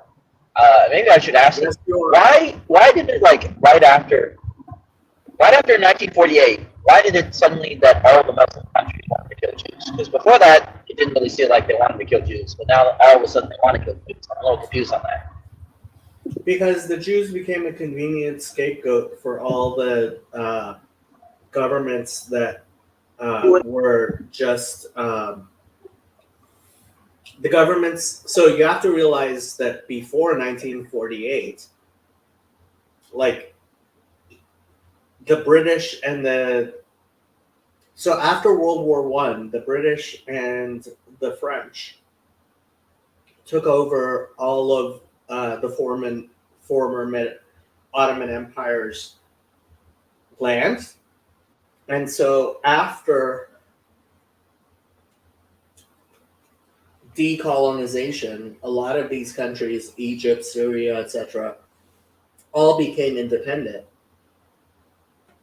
And they needed, because their governments were repressive, they needed a scapegoat, and they just scapegoated their Jews. Generally, not all of them. But I'm a little confused because I was reading, and apparently there was times like pre-British invasion when there was Jews, Christians, Muslims all lived together in Israel, and Orthodox Jews would have to do circumcisions on the Muslims. To this day, I think most Muslims prefer having their kids circumcised by a mohel, because mohels are more likely not to chop your kid's penis off. That's important. But I'm a little confused. Like it doesn't like why are Muslim channels talking about Israel Palestine? Like it doesn't really make that much sense to me. Yeah, it's scapegoating. The countries, a lot of countries use Israel to scapegoat. Like Syria would rather people be talking about Israel than talking about Syria, and Saudi Arabia and Yemen would rather have people talking about Saudi Arabia about Israel, and Iran would rather have people talking about Israel. So that doesn't sound like a good answer because no one's cared about Syria, no one's cared about Yemen, no one's cared about all these things. And it doesn't make sense why the Muslim metaphysician is having like a stream talking about Israel Palestine. Is it just because of the Dome of the Rock? Like I mean I know people care about like the Rock. No, it really isn't. It's that the Jews loom large in the mythos of Christians and Muslims. Not gonna lie, I never thought about a Jew the whole time I was a witness. So I don't know about that. Maybe if you're an evangelical. Yeah, like the word Jew shows up in Christian Bible a lot. Well, How I think can you think about your religion without thinking about the Jews? Oh, because I think you guys are two different people. It's easy. What? Because I was always told those were two different things. Like there was Jews, and then there was Jew-ish. You know, like there was the Israelites then there's the Jews. You know what I mean? Like there's two different groups. Okay. But So both of we, those like, groups are in your Bible. Yeah, but it's like me talking about like Romans, and then me talking about Italians. Like technically they're the same people, but you know. I think you probably did not recognize how much it affected your attention guiding processes. You forget how witnesses work. We basically say that all the other religions are wrong, and then we say that they're different from what they used to do, and then we continue going back and talk about the text. Okay. And then we believe. So yeah. Okay, so part of that is also specific to witnesses, and guess what? They're not the largest group of Christians or Muslims in the world. Yeah, I just said that's not what I experienced. You Okay. said Christians, blah blah blah blah. So I'm just giving an anecdote. Well, I mean, witnesses aren't really Christians. Okay, and then Orthodox Jews are Jews. What do you want? I think Reformed are Jews. That's what I'm saying. They have the largest percentage, so therefore they're right. Yeah. See how it feels? Doesn't feel good, does it? I was just pulling your leg. Although it is kind of funny that you still identify as a witness. See, I'm a young you. Young got me on that deep type stuff. I mean, I think that they would like it that I still think of myself as a witness, but I don't think they would. I think they'd be pretty offended. Okay? If you say so. If you say so. Gosh. I don't know. What do I know?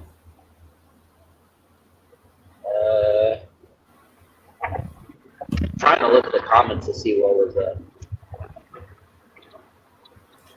Charlie likes my cat. Yeah, well, I mean, Shadow used to hang around in the Valley of the Shadow of Death, but nowadays she doesn't really. Shadow, say hi. People want to talk to you, want to see you. Say hi.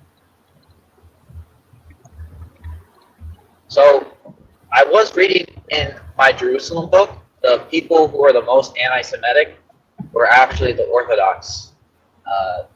Statistically, who are the most anti-Semitic? Orthodox kind of Christians? Orthodox Christians, yeah. There is a lot of anti-Semitism, I would say, probably because of Russia and the anti-Semitism in Russia. And so I wouldn't necessarily attribute that to being Eastern Orthodox as much as I would have attributed to like a lot of Eastern Orthodox having been under communist rule. So I'll specify even more. In the book, it said Coptic Orthodox were the most anti-Semitic. Really? I could believe that, although it's funny and weird. That the Copts, yeah, they tend to be, which is weird. I don't know why. Like, that doesn't make sense. Although also Lebanese Christians tend to be, although some of them are very pro-Israel, some of them are very like anti-Semitic and anti-Israel, despite the fact that it's a weird relationship. I don't know why.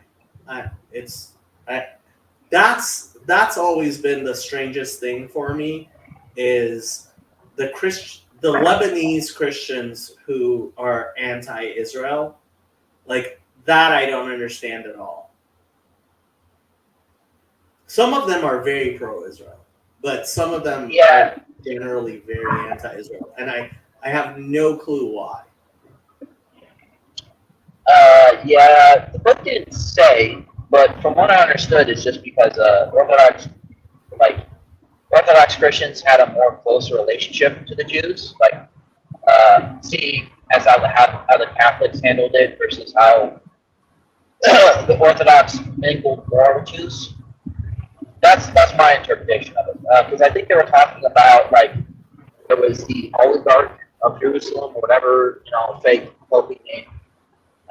Really didn't like the Jews there, so Usually the more, okay, so this is like 500 AD, just so you know. So we're not talking modern day. okay, so Thomas Sowell in Black Rednecks and White Liberals talks about middlemen minorities.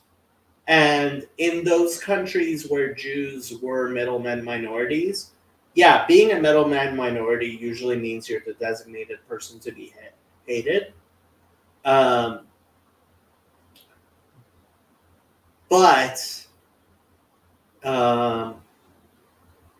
Yeah, in a situation where the Jews are the middleman minority, it makes sense that they would be hated. Like the middlemen minorities are always, that's their function, is to be hated. That's the point of middlemen minorities.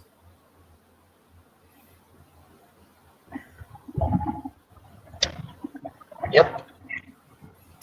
William says Lebanese Christians related to Roman Catholic Church are descended from crusaders who were anti-Semitic. I don't understand how Lebanese Christians continue to be, especially with like how Hezbollah and the various Muslims have been murdering and genociding them, why they continue to be anti-Israel. Although some of them are not. Sabra and Shatila those were genocides that were performed by Lebanese Christians under the auspices, under the not interfering eye of Israeli forces. Yeah, Sabra and Shatila was something.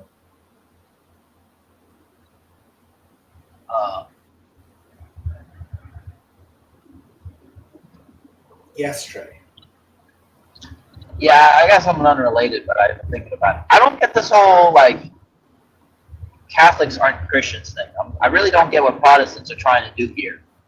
I also the more I think about it, I really don't know how Protestants function more and more, because it just seems like, I don't know, it just seems like you can kind of just strip everything away. It seems like Catholics look, have a better system. And I don't understand it. Like, what's all the beef between all the Catholics and Protestants, in modern day? Like, are they seriously going to say that, in our church, Jesus really did a 45-minute, lecture and then had a nice rock white band play? I don't get it. Well, okay. So you have to realize that there are still Christians who really do believe that the Pope is the Antichrist. Yeah, I used to be one of those people. So, that is one of the things about Protestants and what they dislike about, and they really do see crucifixes and Mary worship and stuff as idolatry. Yeah, but then you can't go all the way. Like Mike Winger is like, yeah, I would never have a picture of Mary in my house. And then a witness typed in his chat, but why do you have a picture of this dude who just died on your chest? He's like, oh, I just honor and venerate. And then he goes all Catholic. It doesn't make any sense. Either you go full send and you say everything's pagan, or you embrace it all. I don't see another way. That's my understanding. You're very black and white, Trey. Kind of like an engineer. Do you think there's a difference between like having an idol of Mary and then having an idol of Jesus? Yeah, well, kind of. I have to say, I generally think that Orthodox icons of saints that aren't icons of Jesus or Mary are less problematic.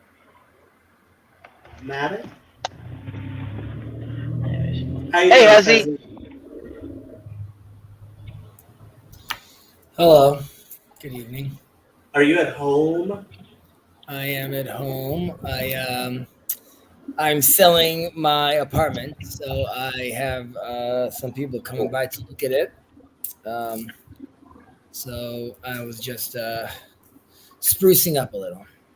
So, do people still sell apartments in dollars as opposed to shekels? Now, just because the dollar is like amazing, much to I guess the economy's chagrin here. Yes, people want to talk dollars, but I mean, the trend over the last like 10 years was definitely talking shekel, though. Okay, yeah. So my uncle, who worked for Elite as a driver for many years, some 40 years ago, he went to the bank, got something like $40,000 or $50,000 in dollars out of the bank to go buy his new apartment, and somebody stole the money out of his truck. Very unfortunate. Yep. I just needed that money, though. You have to understand. When That's it. when I was in yeshiva, he used to come sometimes and just leave packets of Elite chocolates on my bed. Yeah. When we went to with school, we went to Poland, as Israel does. Like they take them to the camp. So our teacher had like a hookup. Our principal had a hookup with Elite. So like it was always it's just like a tremendous amount of chocolate, and it was coming out everywhere. Like you're in like a camp, suddenly he's like chocolates are like falling out of his like pockets. So it was always like in every picture, like you're standing in like everyone's being very serious, and there's like a box on the side full of just chocolates pouring out. So I don't know. After that trip, I sort of So for reference, Elite is like the Hershey's. Hershey's, exactly. It's like the Hershey's. Yeah. So unfortunately, that's a lot of what I remember from my Poland trip is like the Holocaust and a lot of Hershey's. So, yeah. Dealing right now with a lot of my clients are Orthodox, right? Jewish Orthodox and observant. Not all, but most. And aside from dealing with, let's say, the different dietary restrictions and its ramifications with regards to like the appliances they're buying and like the size of their kitchen and the size of the bedrooms with regards to the beds, I also have to deal sometimes with a client coming telling me, I also want to do illegal work. And then he has to like rationalize to himself, like, but why? It's not like a really big deal. And like, I wouldn't do like this level of illegal work. I'm only going to do like this level of illegal work. And the reason that is because if you wanted to do like expand your apartment, or even if you have the rights, or you want to do some major change, you're talking about, let's say, a 5-year process of getting those things approved. And everyone's just like, and there's always a neighbor. There's always some neighbor that's like, it doesn't matter. Like, if I don't have it, you can't have it. So like these crazy dynamics I have to deal with. So this is in Jerusalem or the Shtachim or what's the problem? This is in Jerusalem. So for example, a man moves in and says, wow, I love this garden over here, but it looks like a dump. I want to invest my money for the building. I want to revamp the whole garden. I want to give them their like little gazebo, and I want to build myself like a pergola for my sukkah.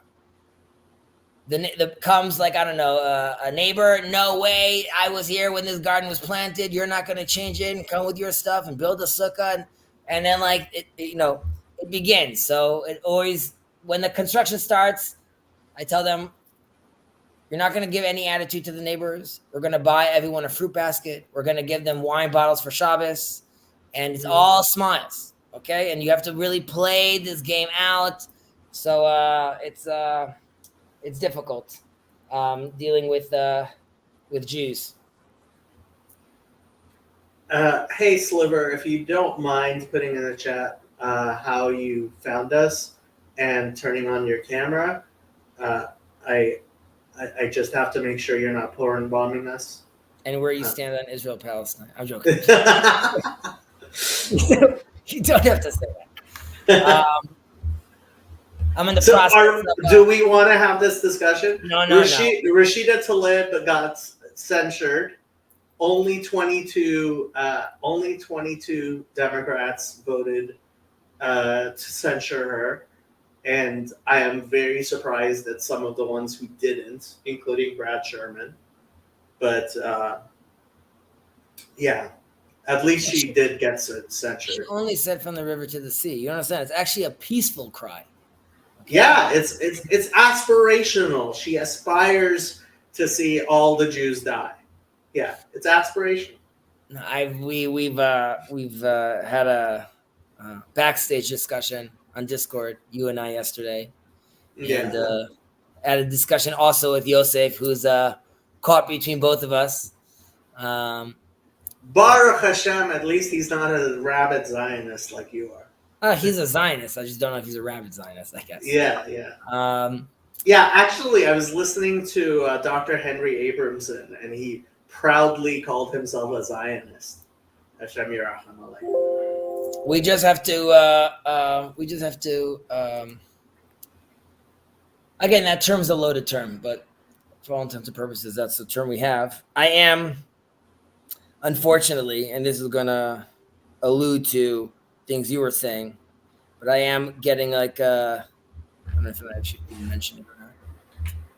I won't mention it. It's okay. Yeah, it's okay. So I've been talking to Shlif. I'm going to maybe see if I can talk to him this week as well. I think there's just there's no general goal. I think it's more just to hash it out on two political sides and like make sure we're making sense. William, yes, we got your donation. Thank you very much. You got your donation very much. I guess I'm asking, were some donations not received? No, but people want to know that their donations went through. Yeah. I see. Okay. Yeah. And there been movement on that? There's been some. I mean, I haven't added up how many. So for me, what's most important, although some people, I won't say who, but all of the people who gave more than $5 a month, I am very appreciative of. But I should add up all the people who give on a monthly basis, because that's actually what I think is most important. Okay, we have a monthly thing. You know? Right, the one-off donations. You gotta put the link for like the monthly thing. I could only find the one-time thing legit. No, it's the same one. It's there. Everybody else has been able to figure it out. Well, I can. So like, you gotta help me out here. Okay. Like, how does PayPal work? Where are you in Gaza? Patreon. Where are you? It's not Patreon. Something else. Yes, he's in Gaza. Yes. Okay, so this is where you go to. Yeah, I didn't see that. And it says one time, monthly. I should really turn the yearly off, but monthly, and that's how you do monthlies. See, one time, monthly, yearly. Okay. Is this like Patreon or PayPal or what? Because like this is PayPal. We don't have a Patreon. Okay. All right. PayPal takes 20%. Yeah, it's crazy.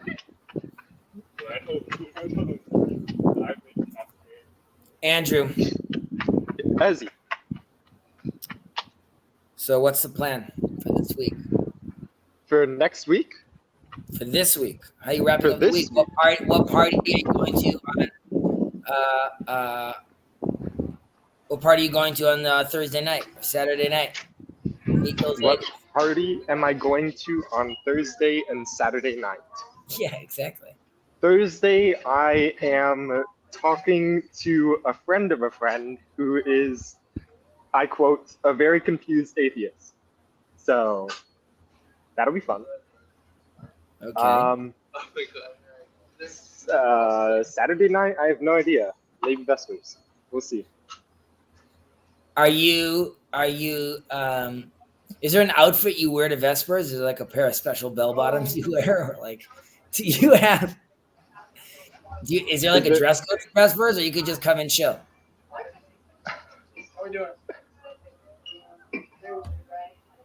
I mean, Exactly. they're not gonna kick me out, but like I don't know. I mean, when you go with Jacob to synagogue on Friday nights, like what are you wearing? It's a reformed synagogue. That's true. That's true. I just wear like a polo, man. Hey, what's poppin'? I'm back. Yeah, he's back. Yep. I missed out on the ice cream over there, so. Oh no, I'm so sorry. Creamy boys?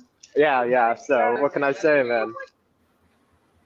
Andrew's talking to people while I know. I'm not gonna get mad because I'm happy he's being social. He does have friends. Yeah, I doubt it. So there's no dress code there. I love Peter Thiel. I don't think he's a thing. Oh yeah, I mean, if you wore a suit to Chabad, I mean, the Chabad I take them to is Chabad of USC, so it's all college students. So like, people would look at you weird.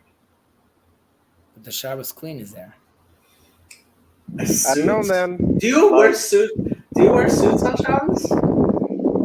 I first of all, up until COVID, I wore probably like I don't know, definitely a tie every day, and sometimes like a suit. But after COVID and being like at home for like 150 days, I was like, I can't anymore with these ties. So I took a little more chill approach the last 2 years. But when I go to synagogue, yeah, definitely I'm decked out. Decked out. I mean, it's also awkward in Israel though. Like when I wear like a double-breasted suit, like people assume I'm the president. Like they don't understand why else someone would be dressed that way in Israel. So being dressed up in Israel, like that's the famous thing with Israelis coming to your wedding. Like Israelis always come to weddings wearing like street clothes. Sandals. Yeah.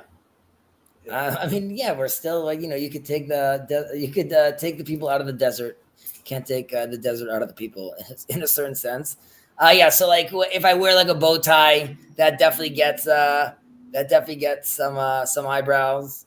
And you wear bright colors in religious neighborhoods. No, that's I mean, that's not so crazy. I mean, yeah, maybe it is, but also this is a lot more prevalent right now. But like for years, having like no-show socks and having like my ankles shown and things like that, people also thought like, why don't I just buy longer pants? Like, why do I keep buying pants that are too short on me or something like that? So yes, there are. I mean, I don't know if it's a distraction or not, but the rabbi showing your ankles just to tease the girls. Just to tease the girls, exactly. If instead of looking over the mechitza, they'll just look under. The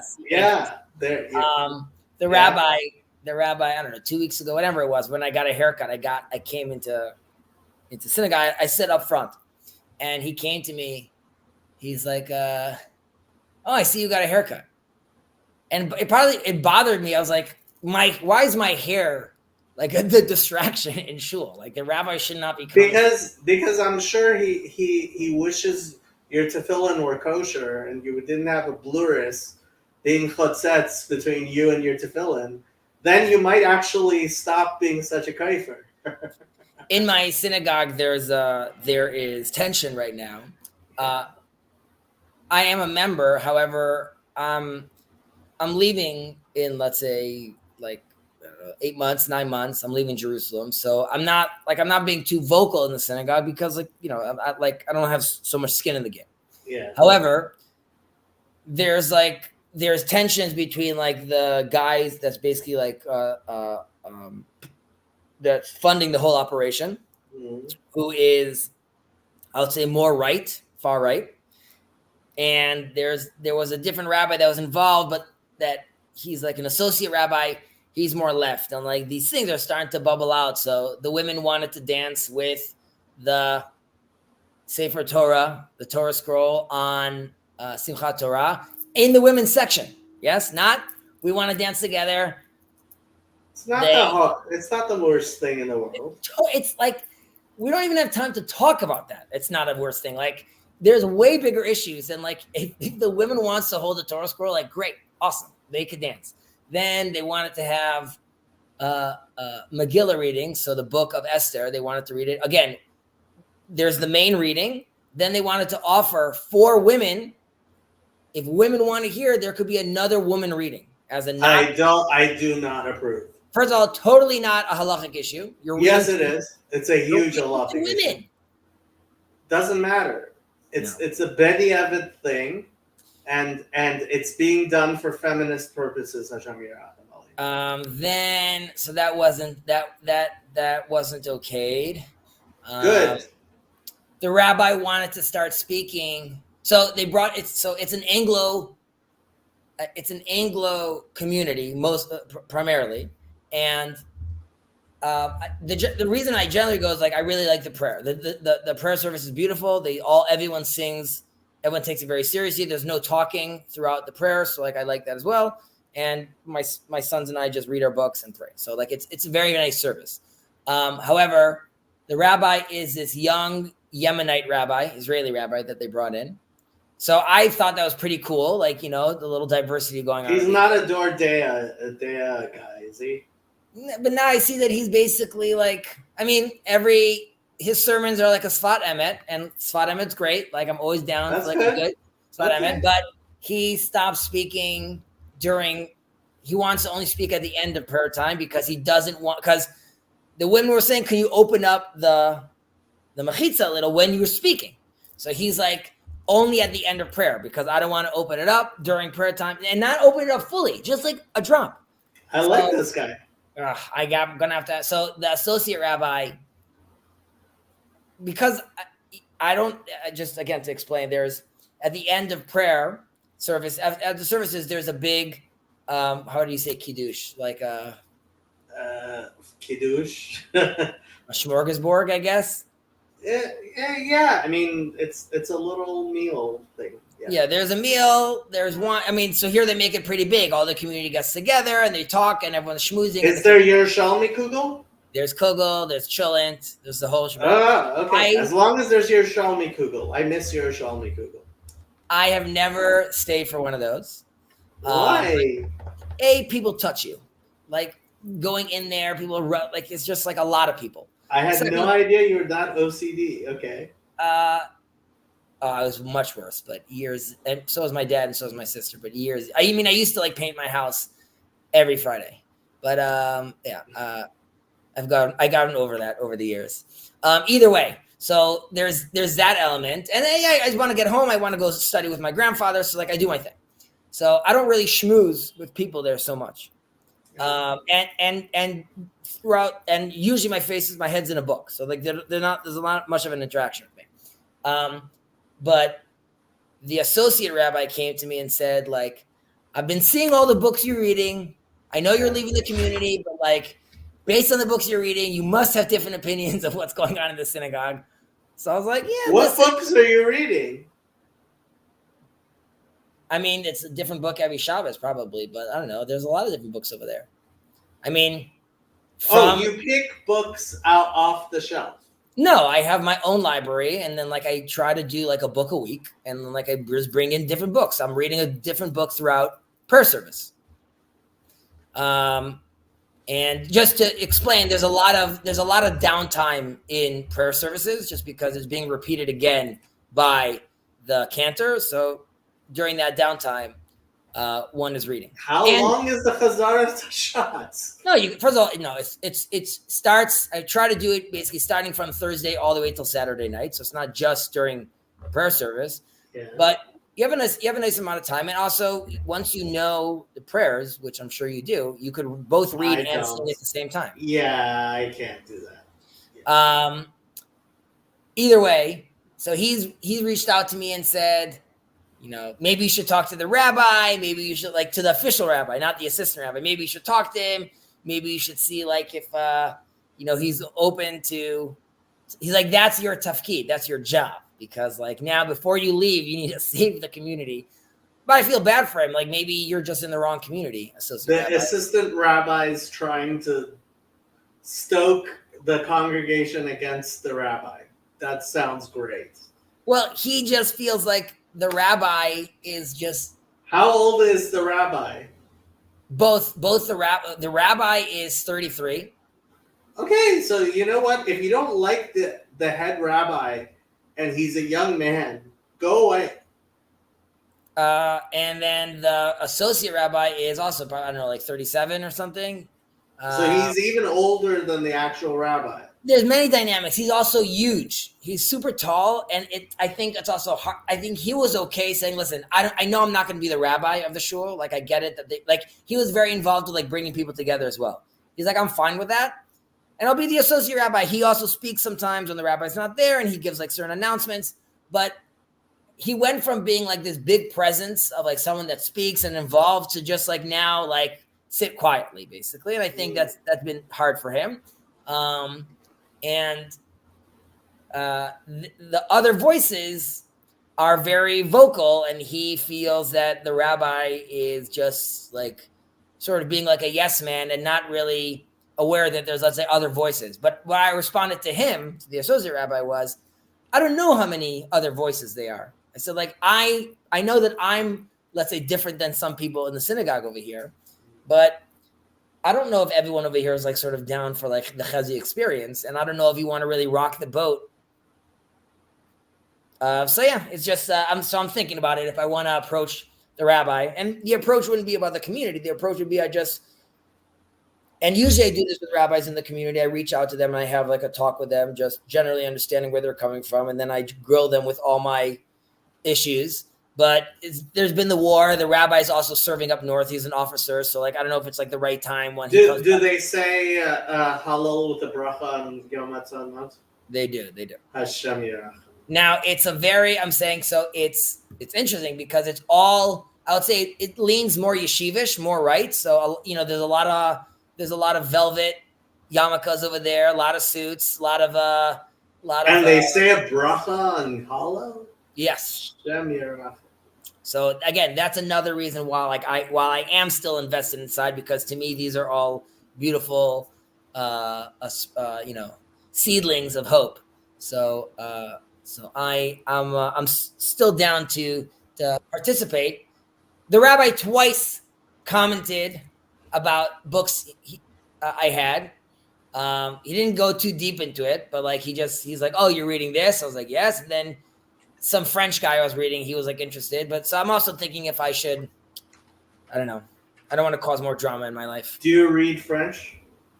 I don't. Unfortunately, that's a gift my father has. I do not read French, no. But there's, as I mentioned before, there's this rabbi, Rav Yehuda Leon Ashkenazi, Mini too, and he was not exposed to, definitely not to the American crowd, and also really not to the Israeli crowd. But in the last few years, there's been a revival, and a lot of his works have been translated, and it's really, really fascinating stuff. How's it going, Garth? Garth can't hear for some Oh, he reason. can't hear. Oh my gosh, man. My great hospitality has been ruined. I have Why no can't idea you hear what- us? Kit, I have no idea. I mean, I'm guessing the YouTube is working, and that's how he's kind of hearing a little bit.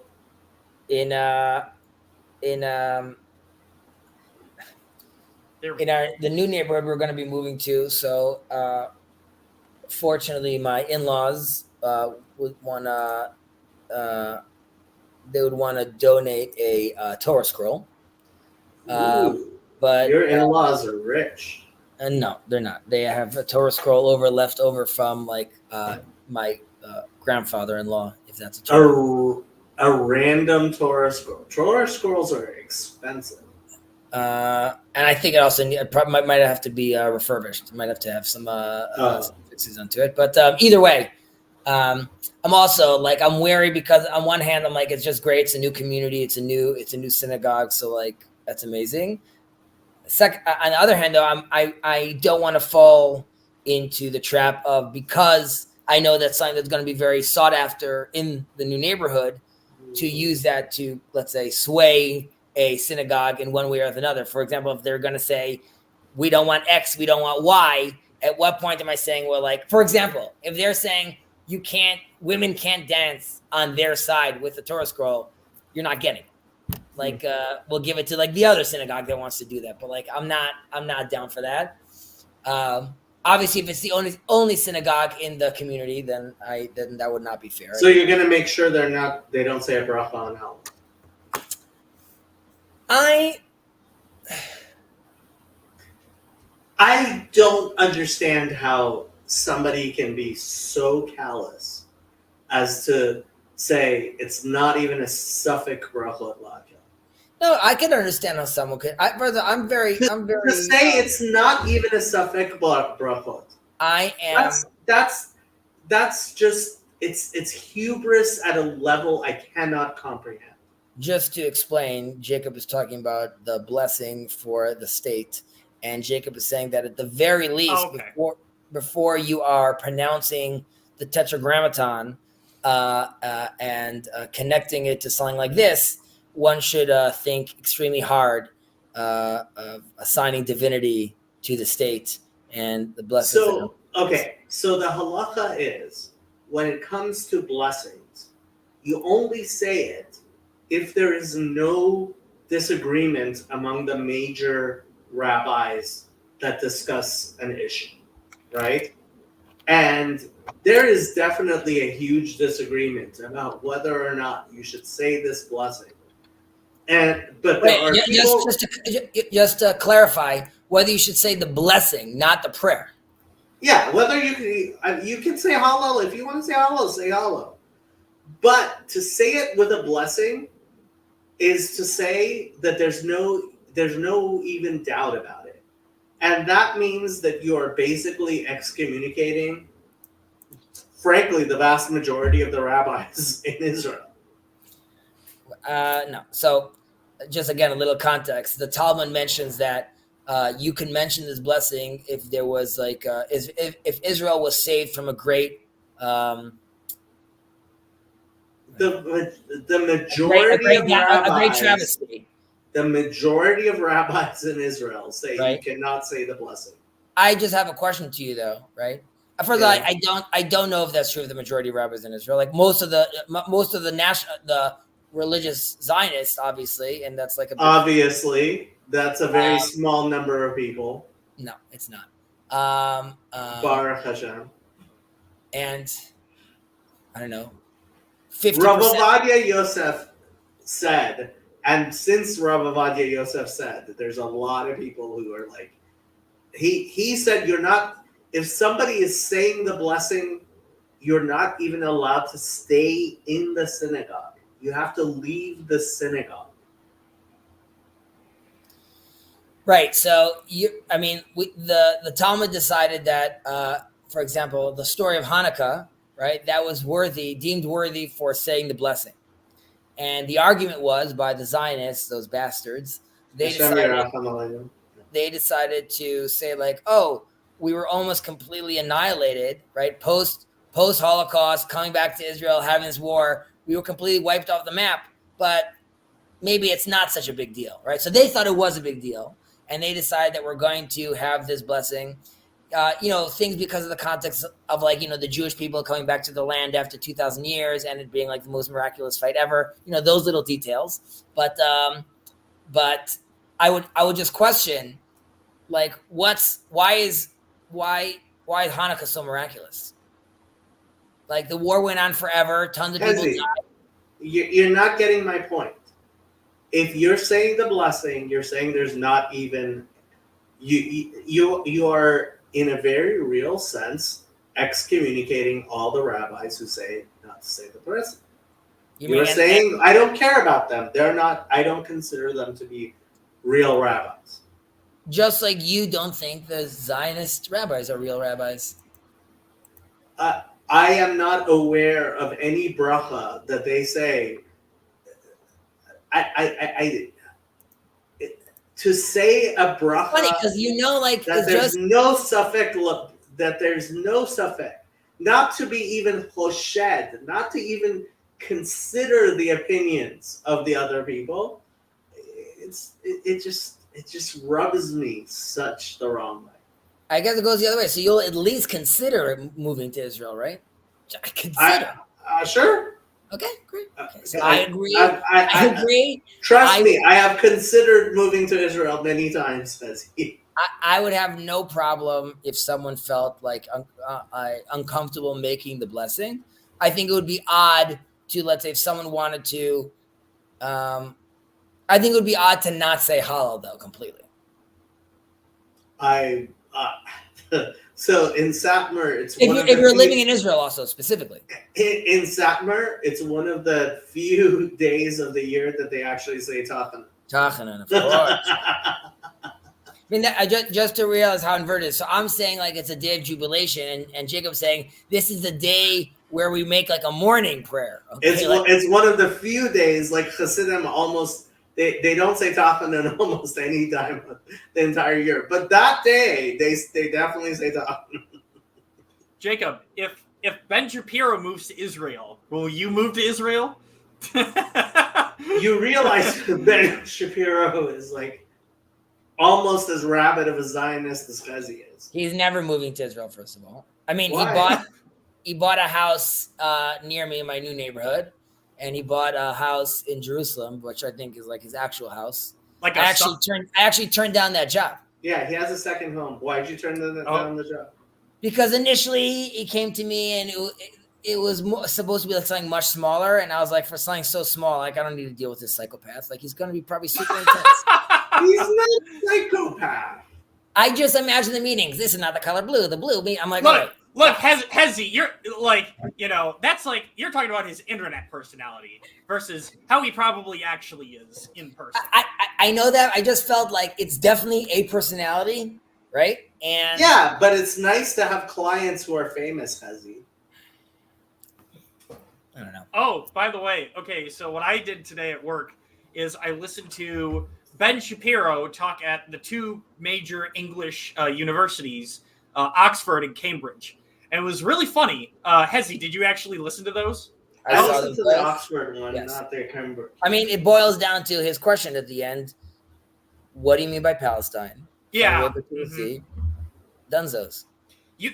Jacob, you should watch the Cambridge one because it's much, much better. The students there ask much better questions, like legit, really good questions for Ben. To the point where Ben Shapiro actually at one point says, I don't know. I'll have to think about that more. So it was like an actually good dialogue. And all the comments were like, man, these Cambridge students are so much better than the Oxford students. The Oxford one was like atrocious compared to this one. So, but it doesn't have as many views because it's not as sensational as the Oxford one is. So it's I guess when I watch these, it becomes more and more depressing because you think of Ben Shapiro at like even before 2016. Just like I would say even 10 years ago, he's like railing out in colleges talking about this, and you're like, oh, like these stupid college students.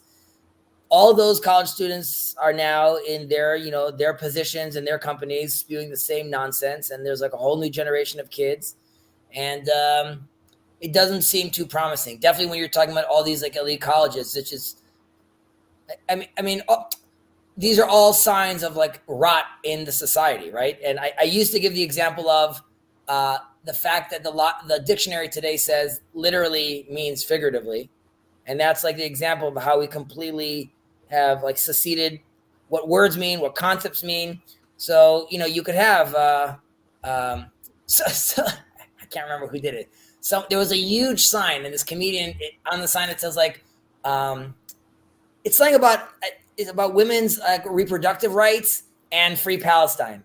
And he's like, what does this sign mean? He's like, first of all, yeah, I saw that too. It's like, what, are you aware that people in Gaza, well, this is what I've heard, is that people in Gaza who actually want to get abortions actually go to Israel Correct. to like get abortions. So Correct. Anyway, yeah, it's funny. So it's been like you can't take it seriously, really.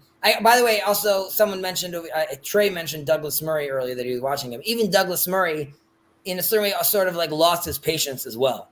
He's just like, yeah, this is like I can't deal with this anymore. They're idiots. Okay, this is the most insane thing in the world. It's an actual left-wing blog, a view from the queer bloc to free Palestine.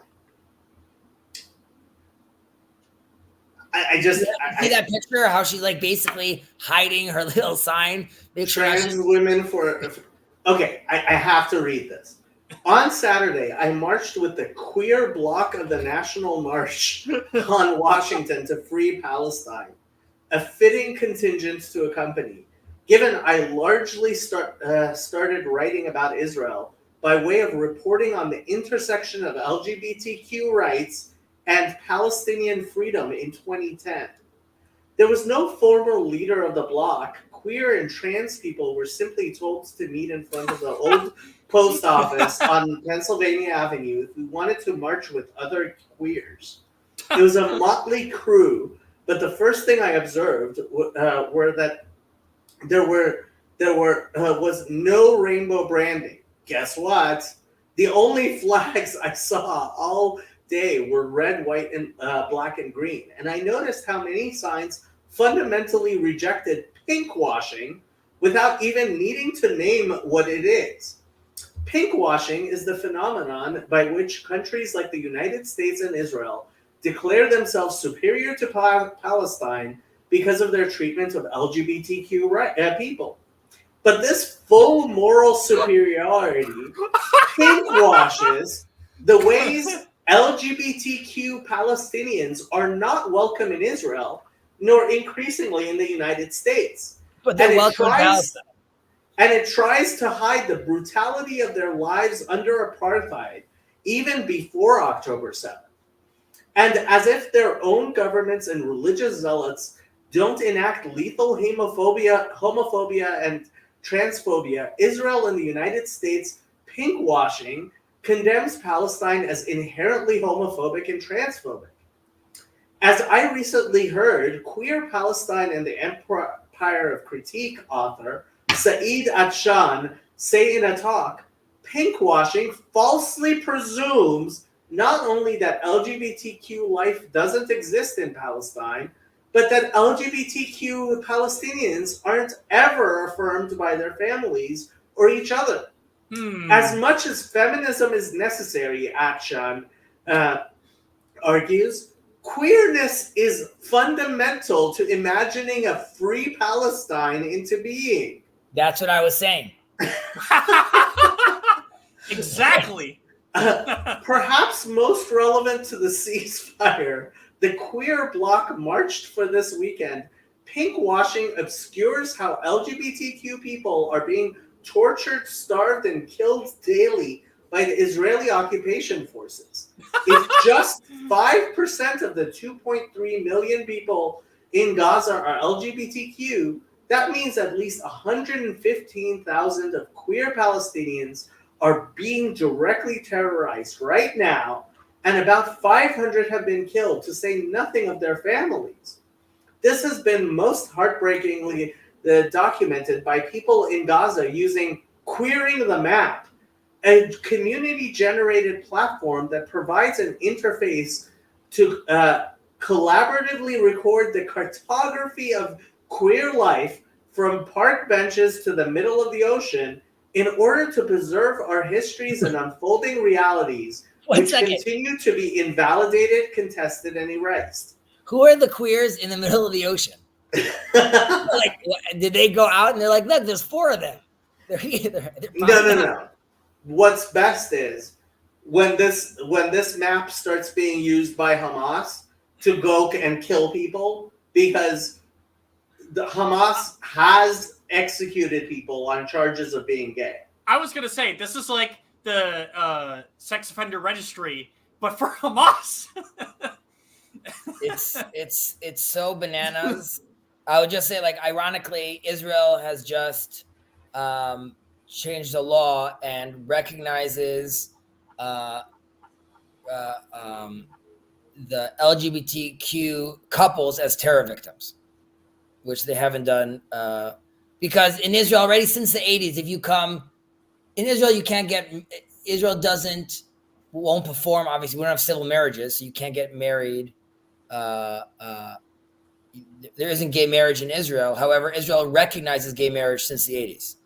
I think even before America did, actually. But Israel recognizes gay marriages and that are performed outside of Israel. Correct. I'm saying they'll recognize that as a marriage, but now they've been doing. While they still don't recognize that in Israel with regards to Israel, like having a marriage like that in Israel proper, as far as the rights to the couples and the kids, so they're trying to. You can set up any kind of legal framework you like in Israel, and they'll enforce it by law. The chairman of the Knesset is gay. Hashem Yirachem Aleinu. There was like a big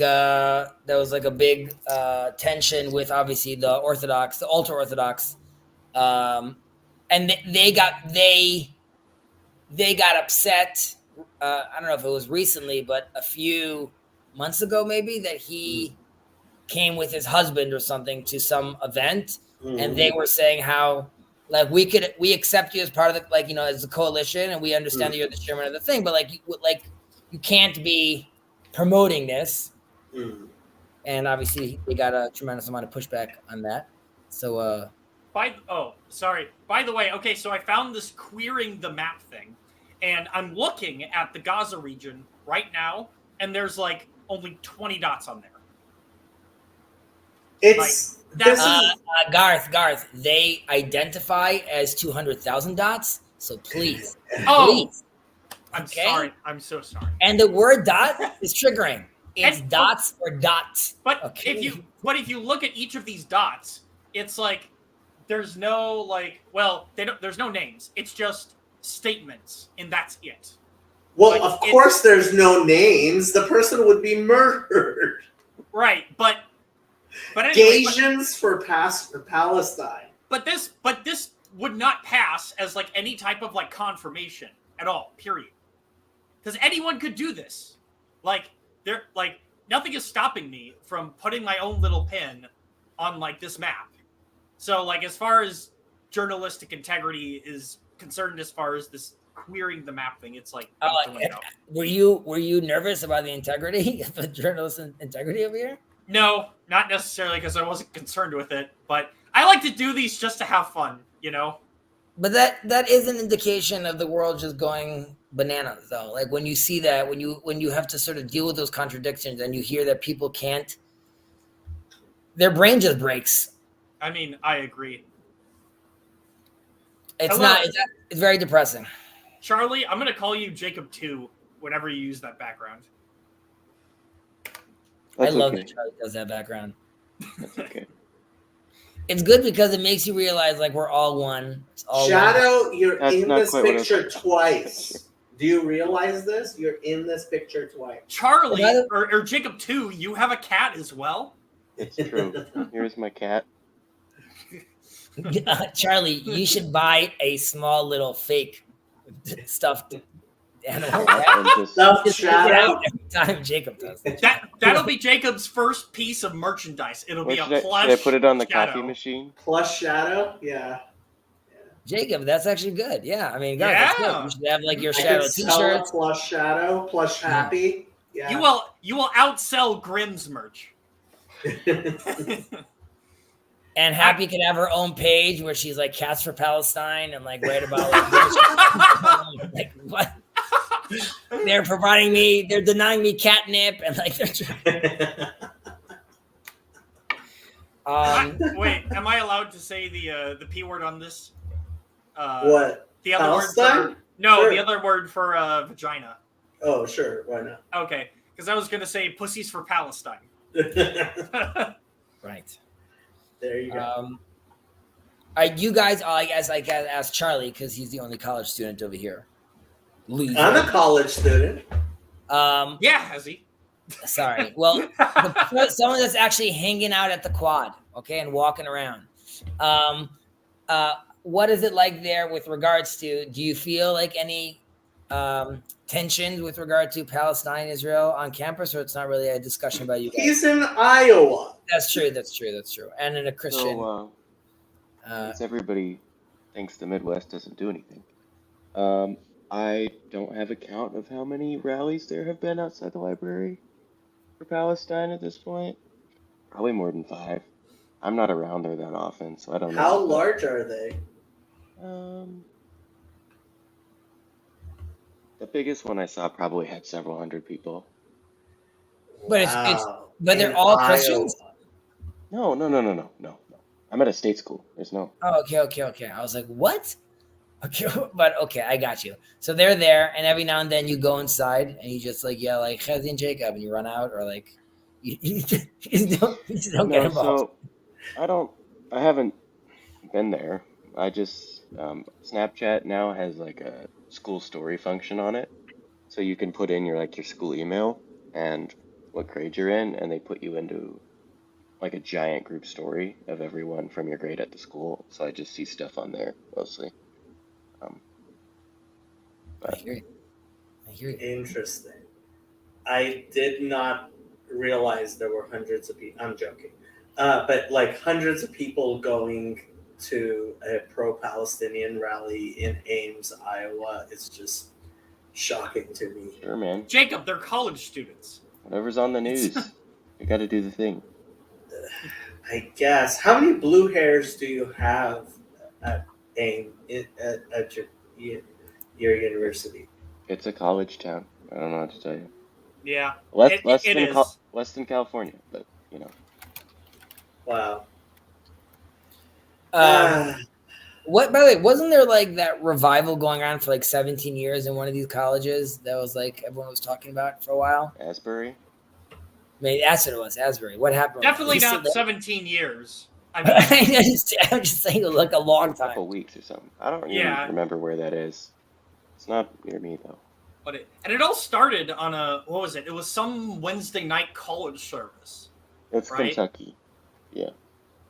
And I can't remember what the story is behind it. I think it's that there was some person or something happened. I can't remember what exactly. Someone gave a testimony or someone spoke on the stage and it led it so that way they just kind of continued it further and further.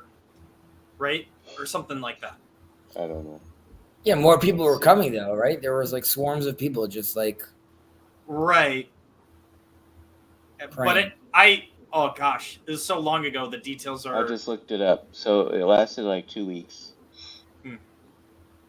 And that's it. I guess there were like. It lasted long enough for PVK to make a video about it. That's he made multiple videos on it, I think. This says there were like 20,000 people that went through it. Nope, 50,000. There we go. Did he make it back from England? Last picture I saw of him was in Salt Lake City, so he's back in the United States. What is William writing over here? Cool cats share fleas. My black cat passed a year ago, but my orange cat is hanging in there. Jacob, do you know the lineage of your cat? If its father is a black cat, because then you could use it to see demons. You know what I mean? Oh, it has to be a black cat whose father was a black cat. I think the mother is a black. I think the mother's a black cat, and then the mother. It's 3 generations worth of black cats, I think. And then there's like the placenta, the burning. It's the whole thing. It sounds like a whole thing. It's a whole thing. Yeah, not recommended. Yeah. All right, I actually have to go. That's how you end? But the demons, yeah, it doesn't actually work. There's two versions of how to see demons. One is like putting like this ash around your bed. And then the idea is that you could see the footprints of like a chicken, because that's what they say the demon's legs are like a chicken leg, which is how they found out that the arch demon Ashmedai took over Solomon and shapeshifted. And the way they could find out is because his legs were connected to the ground, which is unholy, and that part of his body could never transform. And that's how they found him, and they kicked him out when he took over Solomon. And there's another version of, if you want to see a demon, it's like you basically create like this gyroscope sort of, but you need to use like the cat's placenta, 3 black cats, and like it's a whole thing, and then you use to look through it, and apparently you could see demons. I don't know why I just said apparently. This is Kabbalah stuff? Yeah, this is Talmud stuff. This is actually in the Talmud. Talmud. Yeah. Okay, I see. Yeah. It sounded like Kabbalah almost. Yeah. It sounds like witchcraft a little, but A little. But the rabbis were having a good time then. Some of these classes that we recorded were like the early just chattings. There was a guy over there like a Charlie, and he's like, "Yeah, what about cats?" And someone's like, "I have a great idea." They're like, "It just got recorded inside." This is some funky Jewish alchemy that's going on here. And someday, 2,000 years from now. Exactly. Someone's going to use this as a source. Jews have always been talking about killing cats. By the way, it's in Israel specifically. They had an issue with rats, so they brought in cats. There are no mice and rats really in Israel anymore, but there's cats everywhere. I feel, is that better than rats? Well, part of the problem is that halakhically you can't sterilize animals. Yeah, and as far as I know, the city of Jerusalem refuses to sterilize cats. You could do it privately, but like the city's not going to start dealing with that. They'll deal with like obviously like very problematic stray dogs, but like there's cats everywhere. And just in general, cats have like the shittiest attitude. You know what I mean? They're always giving you especially Israeli cats. Oh my god! I'm walking out of the house and they're in front of me, and like you want to like shoo them away, but they look at you being like, "Go back to your house." And I was like, "I'm a human. What is this?" Do they travel in like groups? Do they have like groups at all, or are they pretty individualistic? From everything I've seen, they're very individual. Yeah, very individualist, and they're little hunters. Also, they're just going around like eating their stuff. But they're all over the place. Everywhere you go, you see them. Jerusalem is filled with cats. There are more cats than human beings in Jerusalem. I once checked. I'm like wanted to know how many cats are in Israel, but I never found there wasn't an answer. Whenever you go up north, you don't have a lot of cats because you have more like you have coyotes sort of going around, and you have like little jackals. Tons of my in-laws have a place up north, and all these jackals every night come outside. So like there's always like an hour that you just hear like it just sounds like a lot of psychopaths laughing outside your house. The first time my son heard it, he got up. He's like he thought bad things were going to happen, but I told him like it's just crazy jackals. So yeah, we have some of that. Unfortunately, a lot of the wildlife obviously is gone. There's I think 2 leopards left in by Engedi. Last bear was like the 1800s. Last lion was also like around there. So like everything's basically has been removed. So there's no like wildlife going on over here. Oh man. Yeah, it's a little sad. What are you gonna do? We got tons of wildlife in the Midwest. Right. You guys have to deal with like what do you do when a bear comes, and that's not a thing over here. Well, it depends where you live exactly. I live in the suburbs where, I mean, We don't have there bears. are some bear encounters that happen, but they're black bears, and black bears are very scared of you. They're so scared. Yep. Mm-hmm. Yeah. It's I don't know. Sorry, you were saying. Oh, although Charlie, you might find this interesting. Apparently, there have been reports that what is it? That we have gotten large large feline predator. I think it's either mountain lions or bobcats. Reported in Minnesota now. Okay. It's very, very few. But apparently there are some now, which there weren't like Wow. a few decades ago. Bobcat? I mean, we have mountain lions in Nebraska. Okay, maybe it's Then- mountain lions. Maybe it's mountain lions I'm thinking of. Wasn't Just there like this year? wasn't there a scare in the States for like killer hornets or something, or killer bees for like a week and a half? That there was like something going on. The I Asian think, killer hornets. yeah, I think they're an invasive species, aren't they? They're colonizers, Palestine, Israel. Oh, Um, boy. The Get a cats job. in Jerusalem eat a lot of trash. Yeah. Mm-hmm. Hmm. Also, Especially. yeah. Nope. Go ahead. Israelis don't really recycle. So there's, I'm saying you'll have more recycling, let's say in Tel Aviv and some other places, but like generally speaking, you do not have a lot of recycling going on in Israel, and so like a lot of the garbages, they get filled up quick, and then the cats I guess know what they have going on over here. I wonder if there's a conversation between the cats of Israel and the cats of Gaza, and like they're comparing their lives. Well, Let's say. especially restaurants, because restaurants they just throw out tons of food, and so it's like that's what's feeding all the cats. It's the restaurants. All right, peace be upon you. All right, stay Good safe, luck Ezzy. selling your apartment. Oh yeah, I'm not like actively doing that. I'm like walking around like there's like the signs. Oh, out- I thought somebody was coming by to. Oh, someone's coming at 10. I'm not going to be in the house though. I'm going to go actually work. But we'll talk. Okay. Have fun. Okay, so should I end There he the stream? goes. Yeah, I'll spare you. What did you want to talk about something? Trying to think. No, I don't think so. Not that I can think of. I don't know, Charlie. Do you have anything on your mind? Then I guess I'm gonna end the stream. All right. Bye, Charlie- folks. oh,